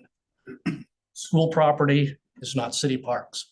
School property is not accessible during the day, and it can be taken away with 1 year's written notice at any time. It's public is not guaranteed to have that. And how people use parks depends on whether they're using the school property or a city park. Thank you. Hello, I'm Lotta Adamick, Mountain View resident. I wrote in about oaks because I actually had no idea what was going to be presented because there was a one sentence thing that there was going to be an update. I saw now there's like a 2-page memorandum. Was that posted today? I think this limits the public's ability to provide useful input. I don't see why, for example, the slides could not be shared ahead of time so that the public can actually know what, what we can speak up about. So similarly, now that I know some things, I was wondering about, I don't actually know what facilities versus amenities are, but I did notice on the website for Imagine MV that there was a comment about restrooms and water fountains. There's a comment by Ms. Rawat that, the amenities and everything were great, but this seems at odds with the request for more bathrooms and water fountains, which would allow people, whatever the wonderful facilities are, like people can stay there longer if they can get a drink or relieve themselves. I guess for shade on play structures, I'm not sure why we don't have it. For example, at Landell's, there was a new play structure built and kids were burning their hands because it was getting so hot because there were no trees planted to shade the actual play structure. We're not talking about, something nearby. And then the solution was to put up plastic umbrellas. So I think it would be really good to follow up on that and see whether we can actually shade the place where kids are spending the most time. And then back to oaks, even though it might not be totally related, it's that we think of oaks, I mean, they're marvelous. They support hundreds of species. However, the urban environment is not a wild environment, and oaks produce such massive quantities of food for the wildlife that enjoys being with humans and eats anything. So squirrels, raccoons, crows, jays, and if possible, it would be good to be aware that people are affected when these trees and lots of free food are provided to wildlife. And so similar to this, get community feedback on how people are affected by this wildlife and what their overall tolerance is. Yeah, but I hope you'll read my comment and maybe I'll find a more suitable item to comment on this further. Thank you. Thank you.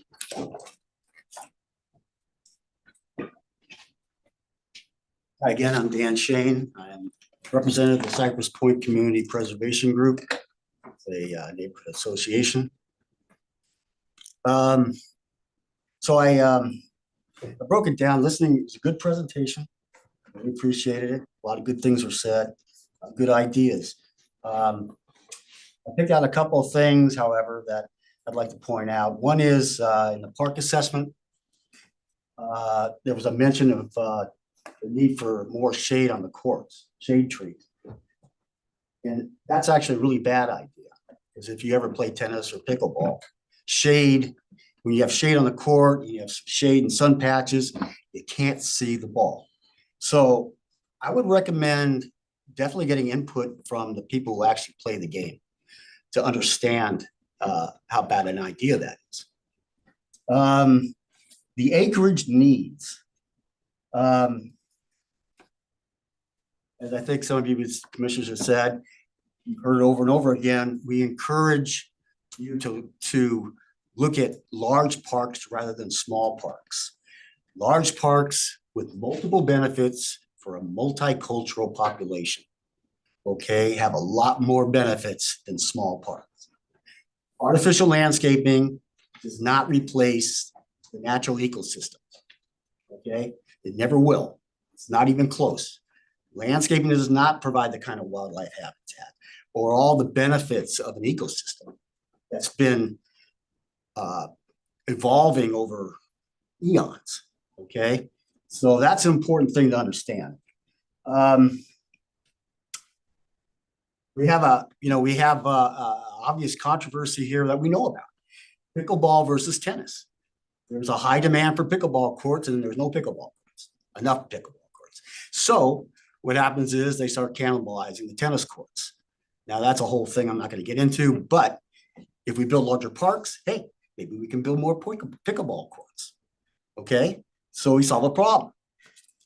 Funding options. I didn't really understand the funding part of this. If we have large parks, we're going to have to purchase land, and land could be your biggest limitation in this whole thing because it's very pricey, right? Okay, right now the city requires housing developers to deed land for small public parks. 30 seconds. Okay, so why not have them instead, in lieu of deeding the land, put funds into a public trust fund, let that grow, have enough money to buy land for larger parks with multiple benefits. But I add on to that, you also should make commercial developers pay into the fee because they have workers, that also use the facilities. So housing and commercial.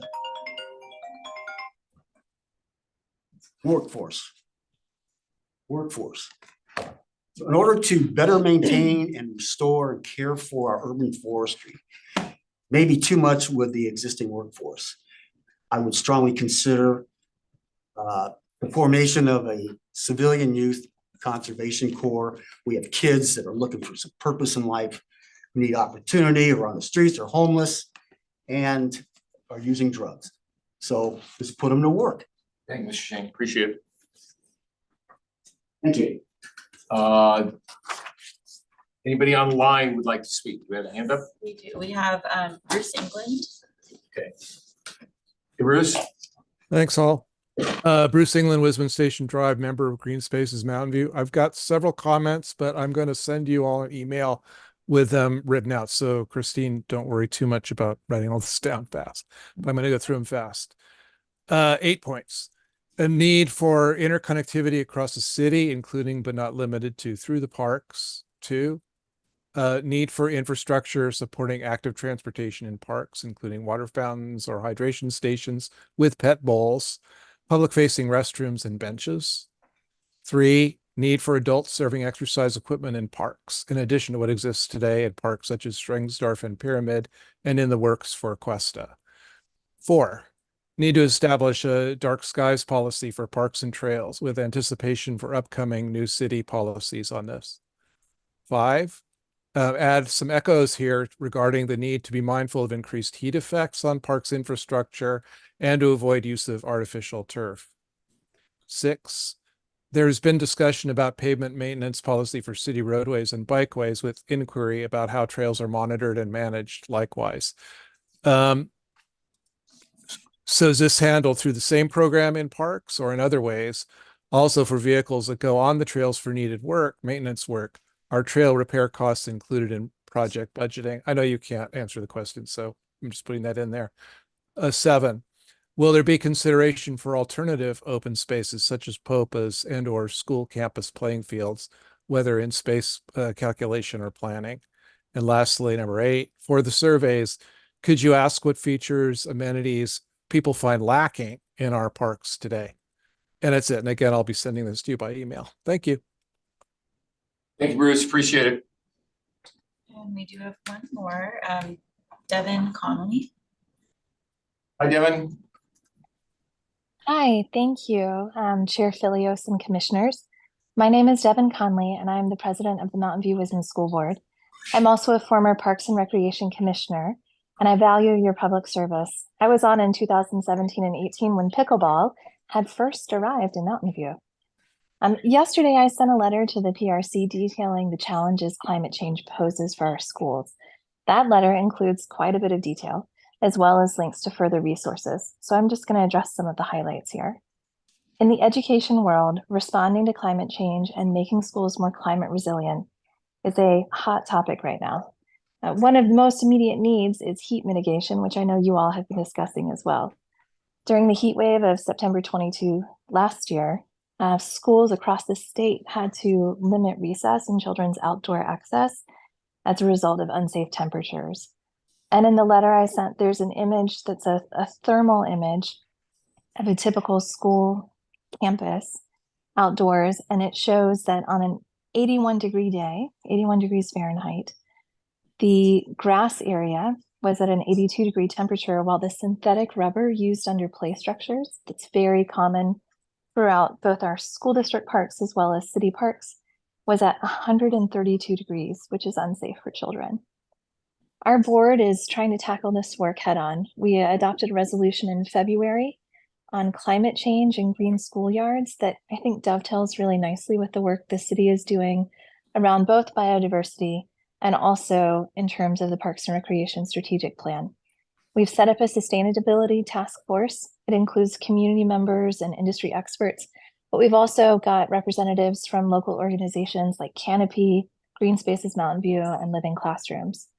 We're working on a Green Schools Index to evaluate the quality and accessibility of open spaces on our school campuses and looking at redesign of those campuses. Our first pilot project is at Vargas Elementary, and we've already approved designs for it.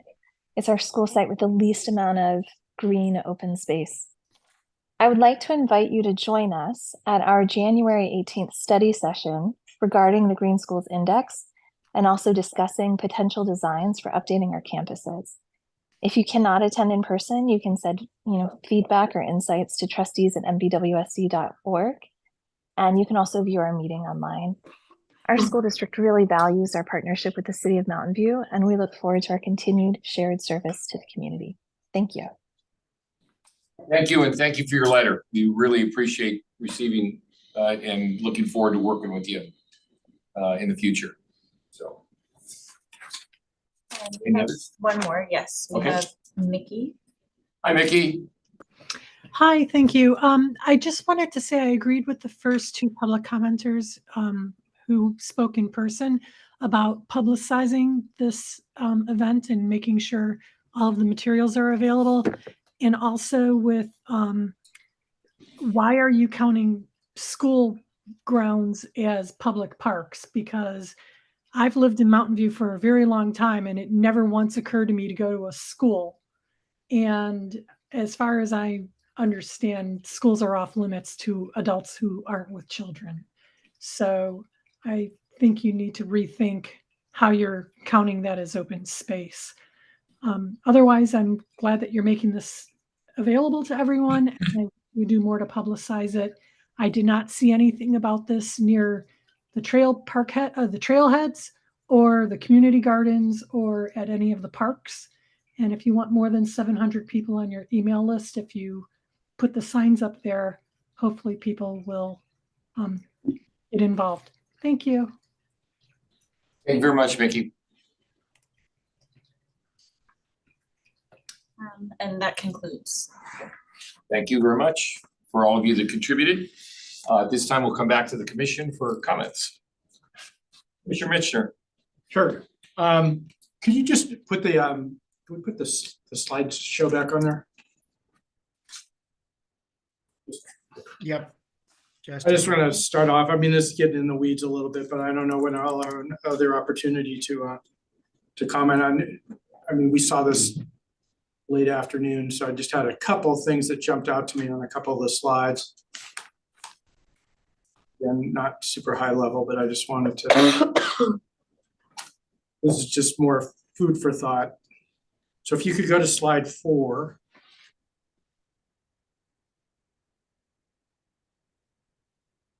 There we go. And you know, and again, these are just thoughts. And you know, I was wondering whether, you know, fitness and wellness could also be offered to younger age groups. I think the teen center in some ways already is. So maybe that's a box that we're not taking full credit for. Or maybe there's a feeling that other organizations like AYSO and the schools provide that for younger kids, but I think it's important for them as well. If you go to the next slide. Customer ability to pay.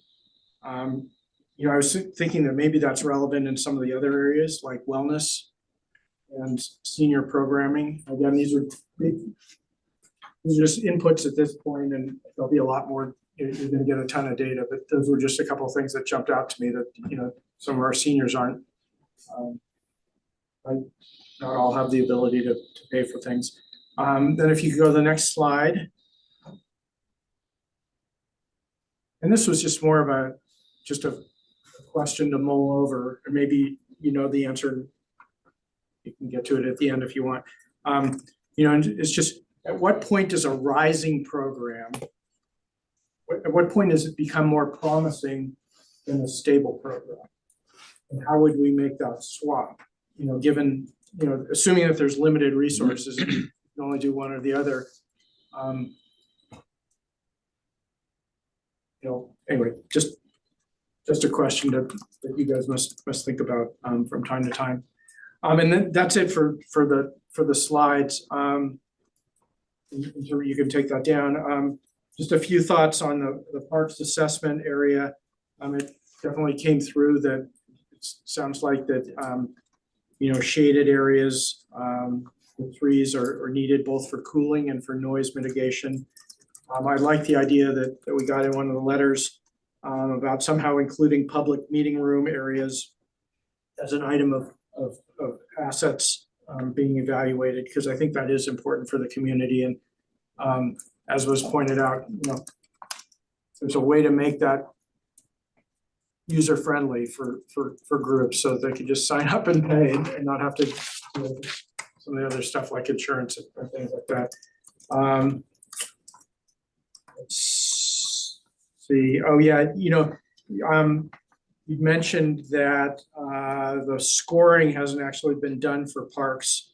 When that's available, will we be able to see that?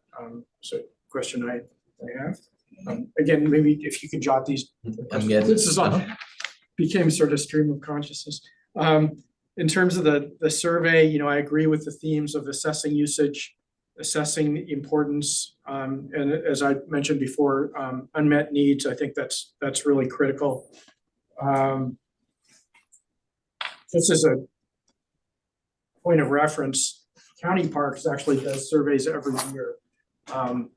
So they do, in even numbered years, they do surveys of voters, and in odd numbered years, they do surveys of park users. So they get a lot of data and they can see trends, and maybe every year is too frequently, but once in a generation seems maybe not frequent enough. You know, just maybe responding to the comment that Commissioner Davis made on statistically valid and the use of that term. It's possible that in this context, it's being used a little bit to differentiate the statistically valid survey versus the community survey that's gonna be on SurveyMonkey that wouldn't be statistically valid, and I don't, I'm just, that struck me as a possible reason for the use of the statistically valid, just to differentiate the two surveys. Let's see, a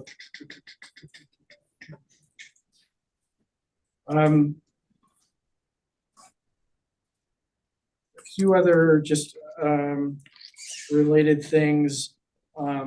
First of all, on the letter from Mountain View Wisman School District, I was wondering if it might be appropriate for us to give them a short response, but if that's not appropriate, I will personally do that right now.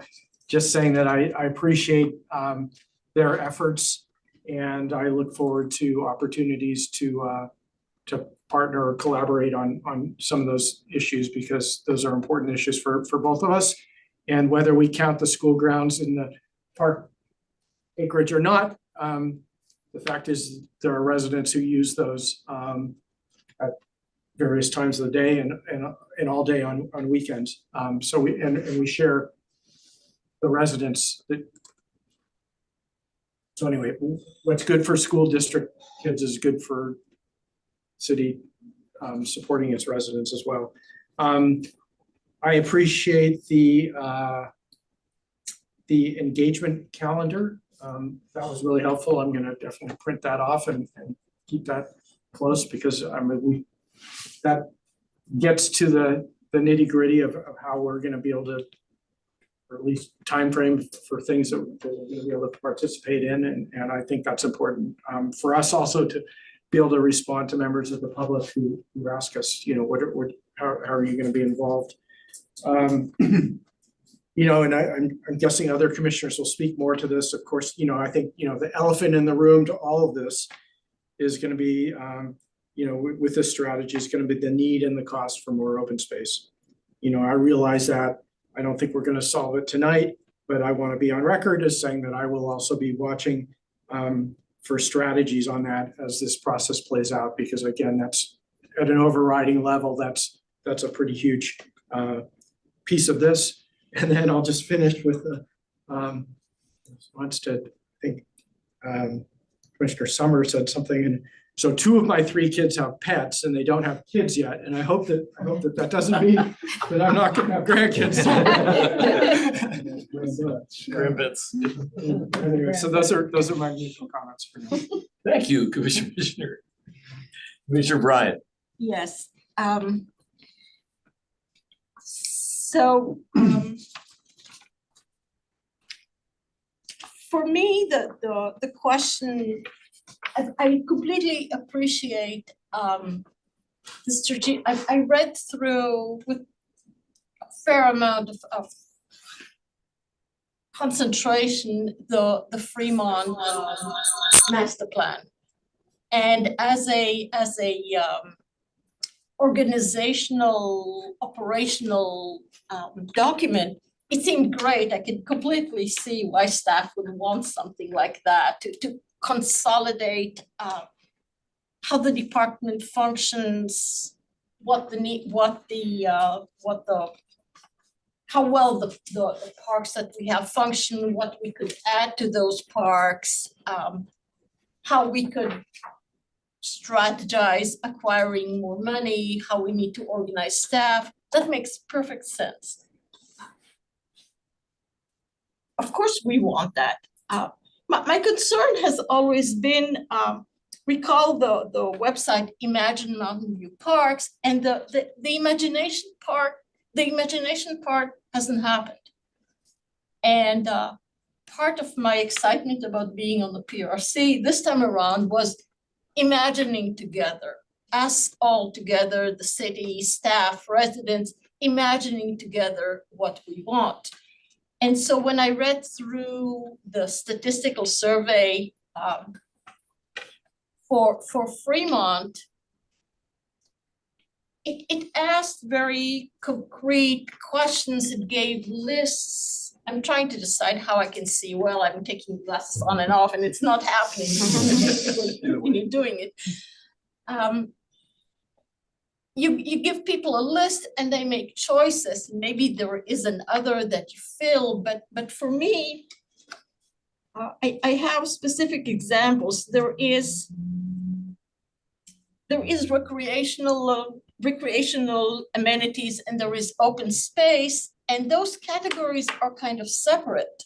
So while there are answers to recreational amenities, while there are answers to open space, I can imagine being given the results of the statistical analysis that says people want, they want more buildings, they want more courts, and of course they also want parks, but I would like to be able to say that in Mountain View, people want open space more than they want anything else. Some of the benchmark cities that were chosen for Fremont are not in California, and I can imagine in Iowa or Indiana or Maine or wherever, they need buildings in which to recreate, perhaps. In Mountain View, it's a different world, and we don't need buildings, we need open space. And I've heard, I mean, it's my own personal preference, but I've heard it from lots of people, we need more open space. And I'm afraid that the survey, as it is being put out, will have the answers, but they will somehow not be consolidated into a picture. Okay, so we'll know, yes, people want more pickleballs. I'm sure people will want more pickleballs, you know, we can just take that for granted. Or people would like Olympic swimming pools. But the questions about open space will be, I'm afraid, will be lost. They'll be there, but they'll be lost. And then there was a distinction between open space and conservation areas versus large community parks. So the chances of us acquiring large community parks in Mountain View are fairly slim. We don't have just land sitting there vacant.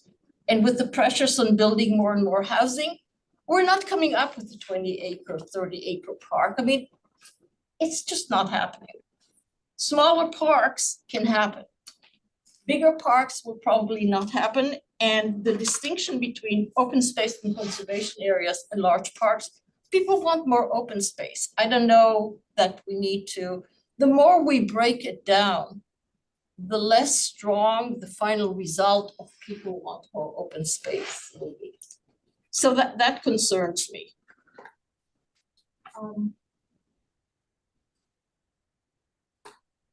So, and then our goals. So City Council spent a lot of time coming with wonderful strategic priorities for the city. And some of my favorite ones are sustainability and climate resiliency and livability and quality of life. So where does our strategic plan fit into these strategic priorities? When are we talking about that? So to me,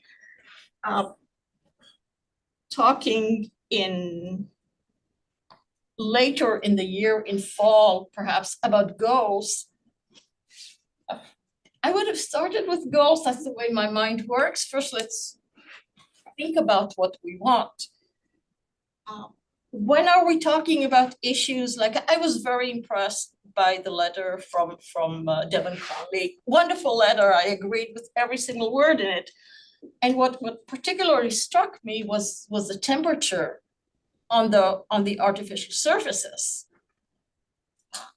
And it's not like our city doesn't use artificial surfaces also. In the past, a few of the park openings we went to, I put my hand on the surfaces and they were burning. Well, they didn't scald me, but they were way too hot. So in a strategic plan, where are we putting in the concern about artificial turf or artificial surfaces? We're saying, you know, we need artificial surfaces for ADA compliance, but kids who need, you know, kids with disabilities also deserve to have a cool surface. Those are when are we talking about that in this context? To me, this is where we start rather than later on.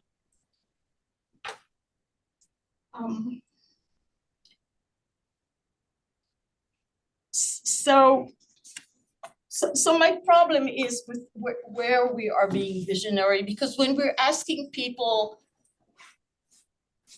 to a certain degree, you have a questionnaire and you think about the things you know, but there's lots and lots of different ways to use parks that people have not met.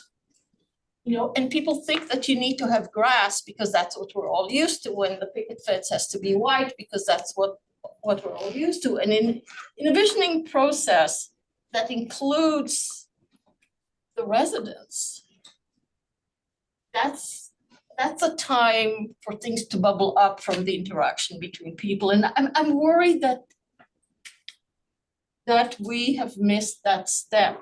Now, as an operations managing the department document, wonderful.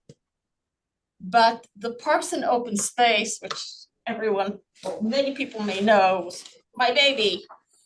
And I worked on it really hard, and we did a lot of thinking.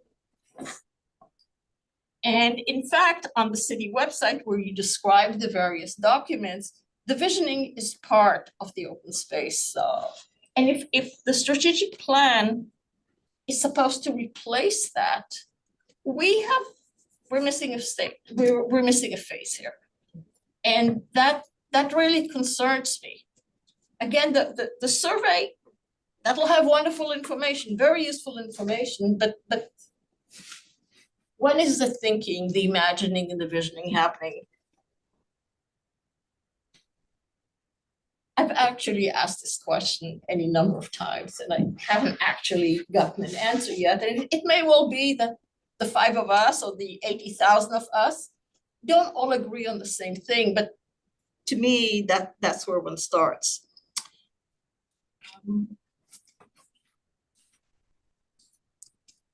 And issue, I'm almost done. Issues of canopy, of more open space. When are we talking about those? If we leave those for the urban forest master plan, or whatever we're calling it these days, and that shows up after the strategic plan, when I expect the strategic plan to build the steps where we can reach our goals.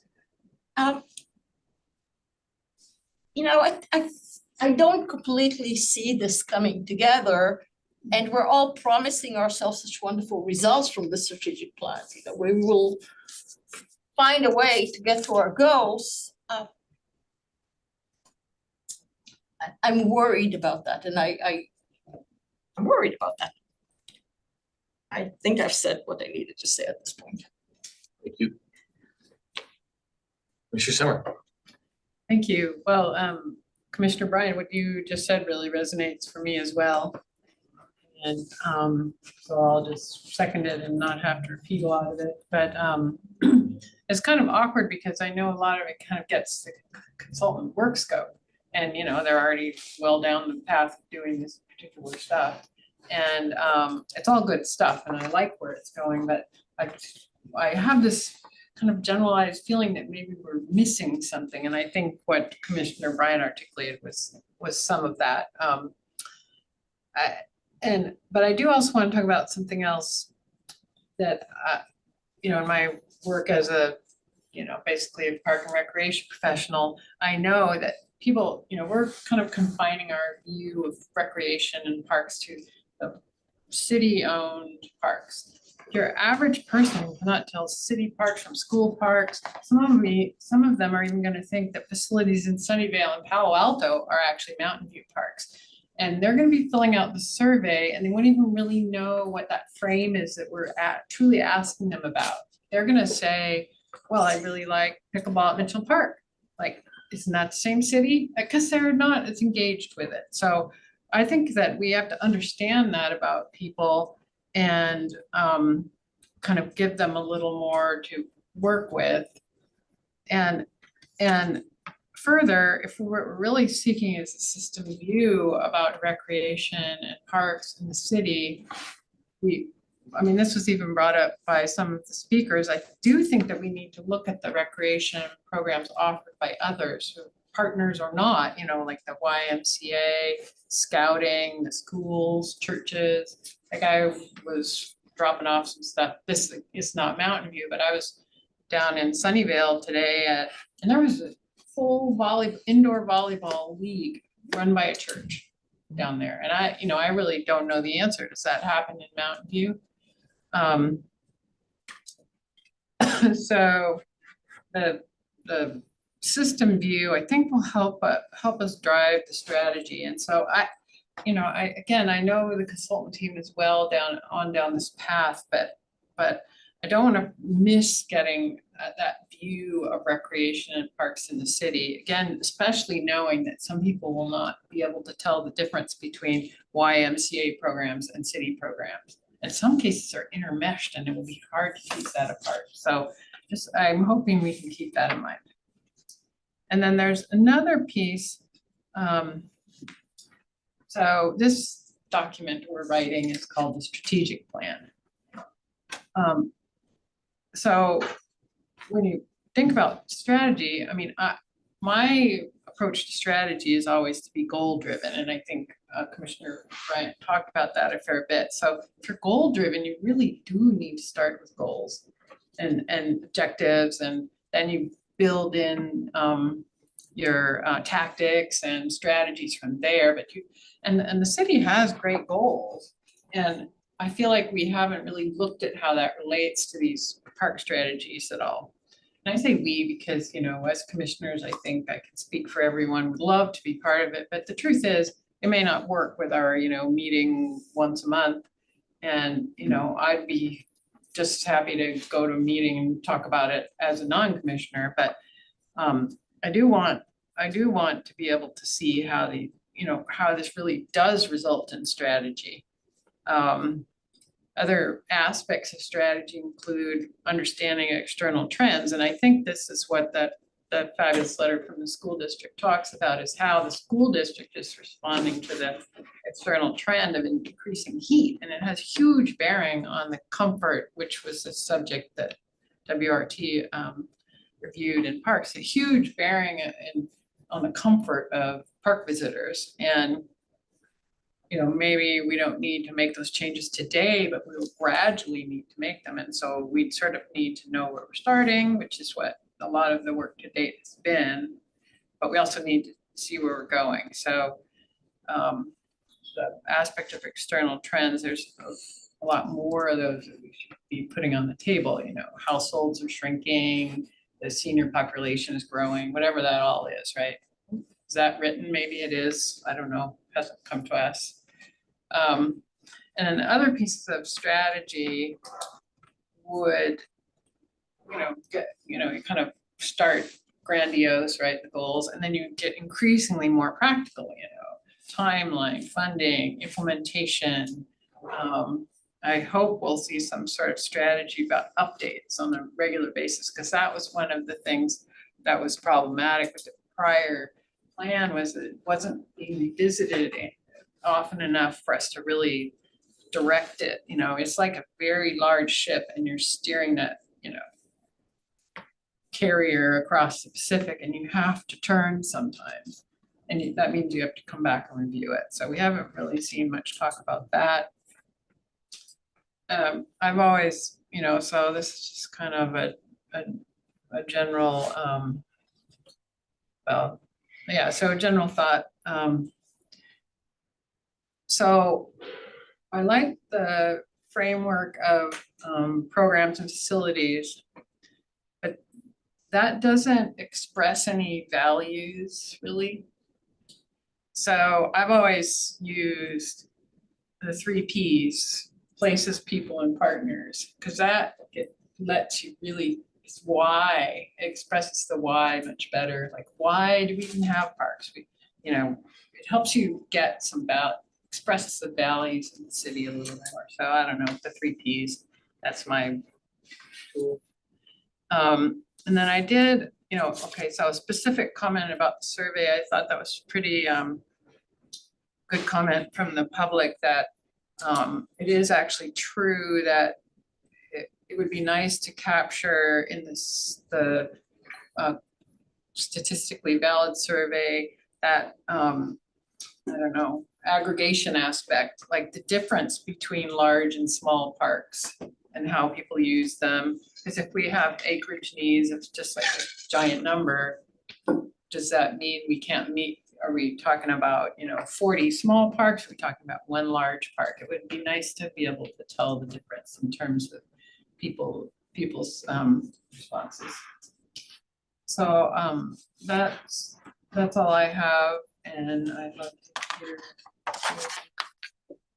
Commissioner Davis. Well, Commissioner Bryan made some points and she said she wasn't sure if 80,000 people agree with her, but I do. And I think I heard Sandy. So that's 3. I'm not sure if that's statistically valid. But we're on our way. But seriously, I think what the consultants might hear is a commission's interest in having a stronger emphasis on visioning, or alternatively stated, having goals articulated before we get into the other details. Having said that, I think I'm really pleased to see the direction of this. I commend the consultants, the staff. Staff is doing a wonderful job. We really appreciate the public comments. I think that's helpful. I'm gonna just eliminate most of my comments and say, I think Commissioner Bryant handled well most of what I'm thinking about. A couple minor points I will make. I'm glad there's a good mail list. Having said that, I think Imagine MV Parks is great. It's actually hard to find on the city website. Take someone and ask them to go find that on the city website, and you actually have to look for it. If you search parks or, you know, it takes a little bit. And maybe I'm just dumb, but it could be more prominent given what I think is pretty important. Me too. To make note of that. Thank you for outlining the PRC engagement opportunities in the future. I think that's great. I think we've expressed a great interest in that level of engagement, and happy to see it. The concept thought, and we're talking about the core programs. There's one about volunteer, one of the core program areas. And this is a kind of a conversation I've had with the director, but it's interesting. I've become more exposed to neighborhood interests in engagement. So not volunteering in the traditional sense of, you know, the Boy Scouts come and pick up the trash, but community engagement and being actively involved in park operations, planting. In my neighborhood's case, it's the development of a pollinator garden, et cetera, et cetera. But I guess what this gets to is thinking about parks not as simply, or our users not as individuals with individual preferences that can be individually surveyed, but there's actually group uses. And I think this came up with the comment about meeting spaces and others. But so I'd like to see some attention to that notion of community use or group use or specifically neighborhood use. And I think the director had mentioned that the department is contemplating putting policies together. How are you going to manage that when neighborhoods want to start asserting some kind of authority over parks? I think it's a great idea with proper guidelines and boundaries. So anyway, just a thought. And with that, I think I'll, since we'll have further engagement opportunities in the future, I'll say this. Can I work right off what you just said? The future. And I see, I want to state that it's always been very important to this body to get public input. And I see the survey as a way of getting another way, including the pop-ups, and I attended 2 of the pop-ups.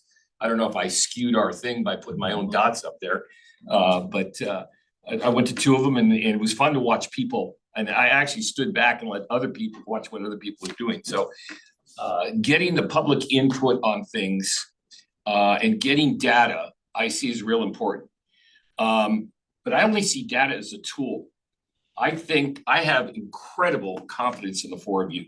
You have educated me to no end, you know, and Renee, we go back another time where we were both on the commission in earlier years, where I felt in awe of my colleagues and the things I learned. In saying so, in my other job, one of my other jobs was we use data as a tool, but our vision it had to match our vision. And our vision in this case, in my opinion, you know, it's part what the city council is directed with regards to, you know, strategies of the future, but it's also us in remembering what we have heard over time and using the data that they're going to provide for us and the draft of what they think should go forward, where we say, you know, wait. Yes, we recognize this data, but we also recognize that the 5 of us are responsible for putting a draft in front of the city council, a draft that we're comfortable with.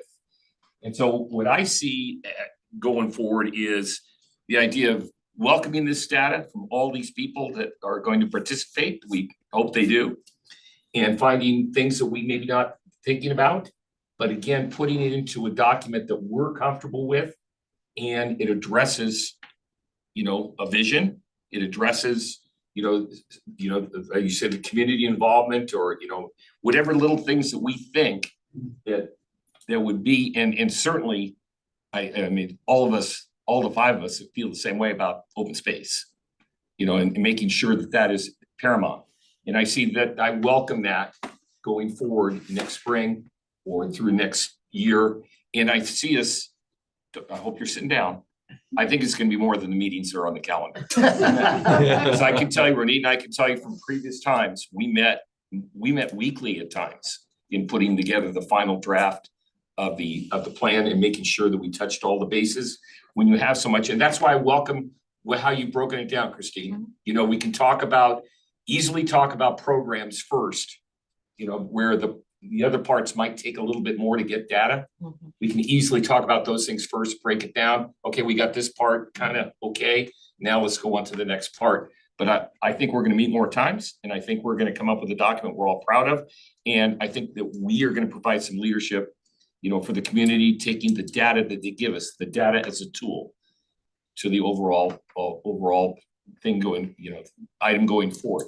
And hopefully, Renita, I share your interest too in how it might work together with the other plan, the urban forest or whatever it's called now.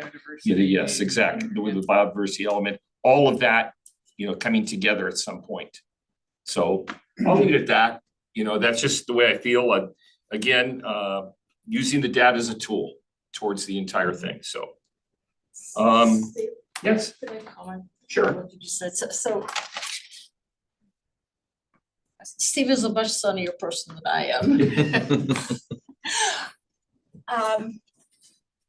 My worry is, and it's happened to me any number of times where one is in at the beginning and then one gets a finished product and, oh, it's too late now, we've done a lot of work. And it's just happened to me lots of times. So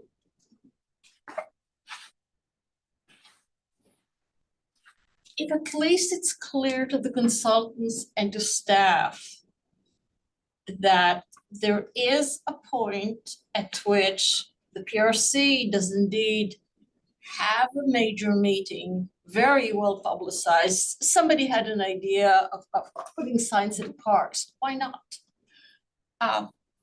Do the visioning part of it. Because my feeling about data is you get what you ask for. you ask specific questions and the questions determine the answers. And then you have a statistically valid answer, and really, what's your opinion compared to a statistically valid question? So the process that you outlined, if it's clear to us that that's what's happening, I can live with that, but that needs to be part of not just our responding to what's being given. Here are the results, now respond to them. But here are the results, what is the framework we're putting around it? Even if most people say, yes, we need more pickleballs, yes, we need more large parks, and we need more Olympic swimming pools, because people will say that. And we can say that part of the strategic goals of the city, part of what we have heard, part of what we believe, is more open space is actually the number one priority. If we had a question like that, I'd be happy, but so long as it's clear as that's the process, and we can say to residents, we're doing the data part now, it will come to us, we will put it together, that is the plan. It's not going to be a surprise where we stand on the barricades at that meeting and say, it's finally time for the PRC to have its say. So if it's clear, then good. But it has to be clear to us and to the residents. And being clear means it's written down in Christine's list. This conversation has been very helpful. Sounds like it's ending. I don't know if Christine has any comments. Neela, if you have any thoughts regarding the comments you have heard or the others? No, I think I've always appreciated the previous one, the thoughtfulness of the comments, the intent to do what's right and not just check the boxes. So I appreciate that very much. I think from our standpoint too, having done a couple hundred of these plans, sometimes when at the stage where we're just breaking the eggs, it's hard to see what the cake will look like. But we have to trust that eventually we need to go in a certain sequence to get to the point. And I want to ensure that when you get to the visioning phase, and you will have all the chance to go beyond just the data provided, that we're giving you as much data and analysis and assessment as possible. So you are armed with that information at the current point in time, in order to then take all the contextual knowledge, all the lifetime of experiences that you have, to thus be able to create what is the perfect living, breathing document for the future. Because I've known a lot of outcomes that were developed at the start of 2020 that were irrelevant in 90 days after that. So what I want to ensure is you have a document that reflects the evolving, the changing community, the changing climate, both literally and philosophically as well, that you all are mindful of. And to Christine's point, this isn't going to be where you're going to give input today and we meet at the end of the process with a plan. That's why she's outlined the steps along the way. So at any point, there is the ability to course correct. There is the ability to ensure your feedback and the community's feedback is incorporated as well, till you get to the end of the process. So we're just appreciative of the thoughtfulness of the input, and we look forward to co-creating this with you. Thank you so much for your time. All three of you, we appreciate it, and certainly staff on working so hard on this side. So look forward to moving on with it. Thank you, Neela, Jason, and Deeksha. Appreciate your Thank time. you all. Best wishes for the holidays. Thanks, everyone. Bye. The next item on the agenda is item 5.2, the 2024 Parks and Recreation Commission meeting schedule. All right, good evening again. This is just a quick item that we do every year for to bring forward our meeting dates for 2024. Just a few highlights, or the most significant highlight is the change of our sequence of dates for January. So the January 17th is actually the third Wednesday of the month. That gives staff time to come back from the holidays and make sure everything is ready for you.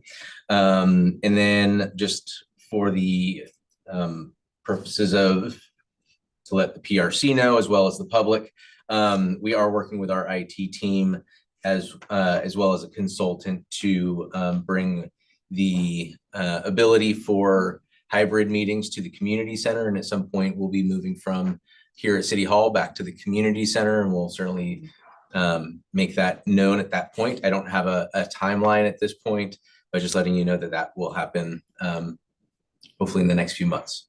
So tonight we're looking for the PRC to approve the proposed meeting schedule, and that was in your packet. And just looking for a motion to approve or any comments. Okay, first, any questions from the commission? Okay, and I'd like to open up to the public. Any comments on the work schedule? Anybody? I'm sorry, you good? Just a work schedule? Yes. Public, is there anybody in the public that would like to comment on the work schedule, item 5.2? No one online. No, okay. Then I'd bring it back to the commission for either any comments or I'd like to entertain a motion as well. Okay. I move that we approve the meeting schedule provided in the staff memorandum for 2024. And I'll second. Okay. The motion is second. Any further discussion or questions? I'm just glad my wife wasn't on the comment because one of those dates is her birthday. Well, we'll bring her So here. I- What we say. So I I'll make a fully cake. endorse the schedule. Okay. All right, any others? All right, vote. Commissioner Davis? Yes. Okay, Commissioner Summer? Yes. Commissioner Bryant? Yes. Commissioner Mishner? Yes. And I am a yes as well. Passes. Thank you. Okay, item 6, the commission staff announcements, updates, requests, committee reports, and introduction of VIP in the room. There's a few VIPs in the room. I'm gonna just start with some staffing updates.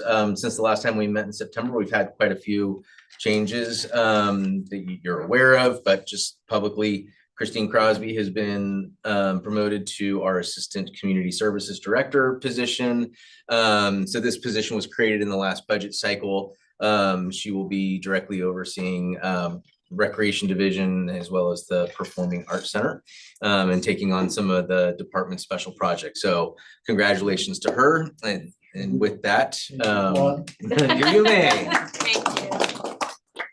And with that, I will allow Brenda to make the next announcement. Okay, well, we are thrilled to announce and welcome Russell Hansen, who is our new urban forest manager to the team. Yes. As you guys know, we have had a vacancy for more than 2.5 years. So we're thrilled that Russell is here to fill this very important role. He comes to us from San Jose, where he spent 21 plus almost 22 years as the city arborist. And he's looking forward to providing meaningful contributions to our biodiversity and urban forest plan. That is the name. That's the main thing. I'll have more updates for you later, not right now. But and he's very passionate about enhancing and preserving our urban forest. So warm welcome to Russell Hansen. We also want to take this opportunity to thank our urban forest supervisor, Matt Feist-Hamill, who has been absolutely amazing. And we just can't thank him enough for all his contributions and his dedication and his commitment. And I could not have done these last 2+ years without you, Matt. So I know our PRC thanks you as well for stepping in and your commitment. So thank you, Matt. Thank you, Matt, really. Appreciate it. Welcome on board. Thank you. If you want to say a few words, go ahead, Russell. No, I mean, ultimately, she kind of addressed a lot of what my background is.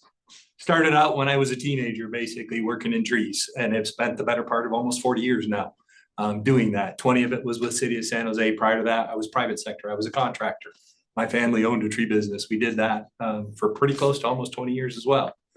So got that corporate side, got the municipal doing with San Jose. The only thing coming off of basically creating the first ever community forest management plan for San Jose. That was my task, basically. Yeah, talking about change.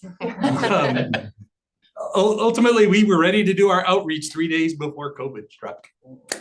And so we had to struggle for the next 3 years to try and get our outreach done and connect with people and do all of the things we did. But ultimately, after it took us an extra year, we had 3 years planned, it took us 4 years as a result of that. But unanimously approved by City Council, resulted in all kinds of positive change. Super, super exciting to me, fulfilling for me again, as she said, trees are really kind of my passion. Always been an outdoor kind of guy, but trees kind of fill that need for me. So I look forward to kind of bringing the things that I've learned, and hopefully you guys can teach me some things here as well. Thank you. Welcome on forward. Thank you. In addition to that, I do want to take a moment and truly appreciate Brenda for all the time she has spent filling in to a position that she didn't have a lot of experience in, coming into the city of Mountain View and jumping in, learning our processes a little faster than she would have, I think. And so for her leadership, I'm grateful, and look forward to Russell bringing some new resources to us. Matt doing one job for once, and then for both Russell and Brenda to work together as we come and start our work on what will be a great biodiversity and urban forest plan. So we have the right people in place now, and now look forward to getting the tasks done that we need to get done. So lots of good stuff ahead. Other things from staff? Couple more things. The 4-part speaker series in celebration of Shoreline's 40th anniversary wrapped up on Monday, December 11th with a panel on the history and conservation of shoreline. It was titled How Shoreline's Past Can Inform Tomorrow's Adaptation Goals. Speakers included Karen Verpeet, who is the Managing Director of Resilient Landscapes Program at SFEI. So she's actually working on the Biodiversity and Urban Forest Plan. And Dave Halsing, who's the Executive Project Manager of the South Bay Salt Ponds, mouthful, Restoration Project. In parks, the Mountain View Historical Society and Mountain View High School alumni will unveil their monument at Eagle Park this Saturday, December 16th. The monument honors the 1975 Central Coast Section Football Championship game victory, and it's a legacy to Mountain View High School on Castro Street, and it recognizes a few key players that were part of that game. And then park staff, that would be myself and Tim Youngberg, will host a neighborhood meeting at Cooper Park this Saturday, December 16th also, from 11:30 a.m. to 12:30 p.m. We're going to discuss the relocation of the Cooper Park dog off-leash area. The school district has asked the city to relocate that off-leash area to city property.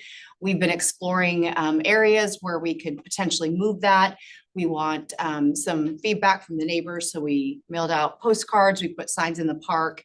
We're going to meet out there with the neighbors, kind of discuss a few potential locations, get their feedback, and then we'll bring that back to the table and go from there. So right now we're just kind of in an exploratory process. And that's it for me. Thank you. All right, for recreation, I don't actually have that much because we're at this end of the calendar year. The holiday activities are ending, which John will talk about tree lighting. But I do have some exciting news. Today, we kicked off the pickleball feasibility study, design, and construction project, long awaited. I've been asking about this for a while and finally got the call or meeting. So the consultant for the project is Verde Designs, and they will study potential locations to construct dedicated pickleball courts within the city. They'll be looking at a variety of locations. They will coming up with a scoring matrix to help us figure out what is the top 3 locations that we should look at. In the new year, I know we talked a lot about surveying earlier. We'll be doing a pickleball survey. This will be staff-led. With assistance from the consultant developing the questions, but to get an idea of the amenities and the features that our pickleball community would like to see, so we can take that into consideration as we're reviewing potential locations. A community meeting will follow that process before it comes to the Parks and Recreation Commission and then to City Council to determine the ideal location. And then from that, after we'll go through to the design process. So very excited, just starting today. So more to come in the new year. And also very exciting news and additional staffing updates. My promotion created a vacancy in the recreation manager position.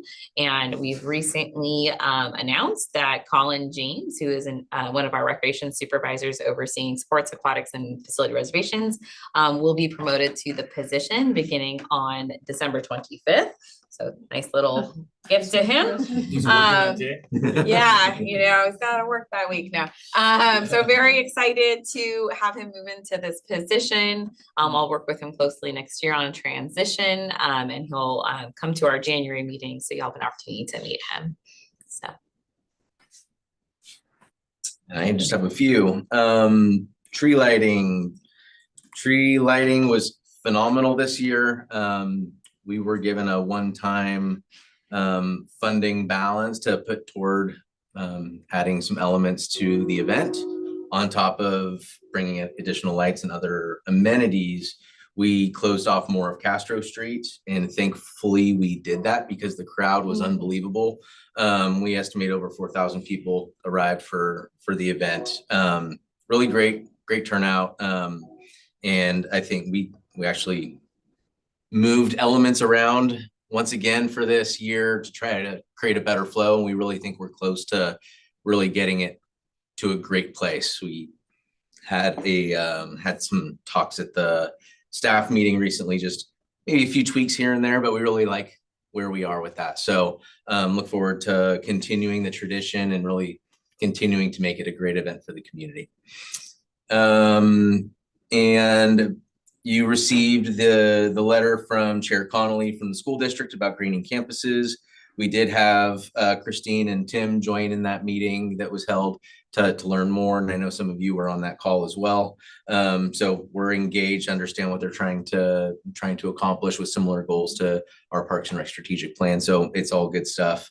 And then finally, related to the Mountain View Wisdom School District, they held a meeting last Thursday. Time is flying by. And they did approve the joint use agreement. If you will, the ball is back in the city's court. Staff plans to bring that back to city council after the new year. And so more to come, and we'll let you know when that will be taking place. So with that, I think that's it for staff updates. Thank you. Commissioner Bryant. Yes, I'll just take a couple of minutes. I was traveling, went to Paris in October, and wherever Cliff wants to go, we always stop by the parks and just stands there while I coo and takes pictures. And because it seemed to me that we kind of expect parks to look a certain way, and we need to kind of broaden our thinking about what the park look like. I chose 2 pictures and sent them to Allison, which I'd just like to share with you. So these are 2 parks. The one on the right is actually a really, well, it's a small park. It's less than half an acre. It's in the very heart of Paris.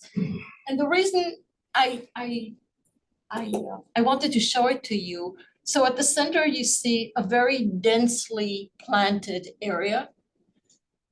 And to further to the right, there's a play area for children. And then there's also benches, there's a little grass. It's half an acre. There are so many different activities taking place there.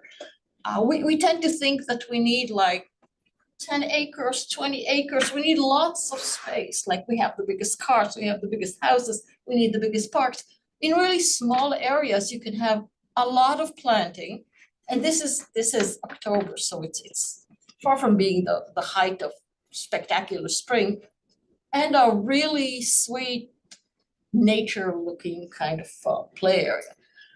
On the left is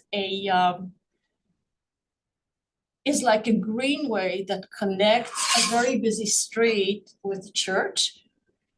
And the picture that you see here is their planting area, which you can see is very, very densely planted. It's amazingly densely planted. it is surrounded by a fence and it says, this is the birds and the butterflies and for our lungs, and people aren't supposed to walk into it, and you wouldn't be able to walk into it because there's so many plants. The area is like 1.2 acres, but what's amazing about it is it also has a little stage for musical performances. It has 2 different areas with play areas. It has lots of benches. There's a childcare facility with play area for the kids. It's amazingly dense, both in planting and in activities. And in the center, there's a walkway and people walk back and forth. And the sign says, this park was put in here as a place to breathe. Things can be done differently. So I just wanted to show you these pictures because things can be done differently. And then I had a suggestion for something that the PRC could be doing. Something that I like to see on our yearly work plan, which is to look at the parks that we have installed during the year and kind of do a debrief. Just a study session, a commentary, whatever, to say, we worked on the design of this park with the designer, and this was the end result, and are we happy with it? Is it working the way it should be working? You know, we can ask the neighbors, we can ask staff, we can have our own comments, just as a learning experience to enrich our decisions in the coming years. So I would love to see that on our yearly work plan, and you know, if the commission is happy with it, we can maybe discuss it at some other meeting of the PRC. I like debrief. Budget review. Project review, no, I think it's great. So maybe it can be put on the agenda for us to discuss it at some stage. Staff to see how that would work into our work plan. Great, thank you. Commissioner Mischer. Commissioner Summer? I only have one thing, which is I think we were all sent that notice from Canopy about the webinar that's happening tomorrow. I was going to attend that because it sounded interesting, and yeah, tomorrow from 10 to 11:30. It's got the Councilmember Hicks is one of the speakers.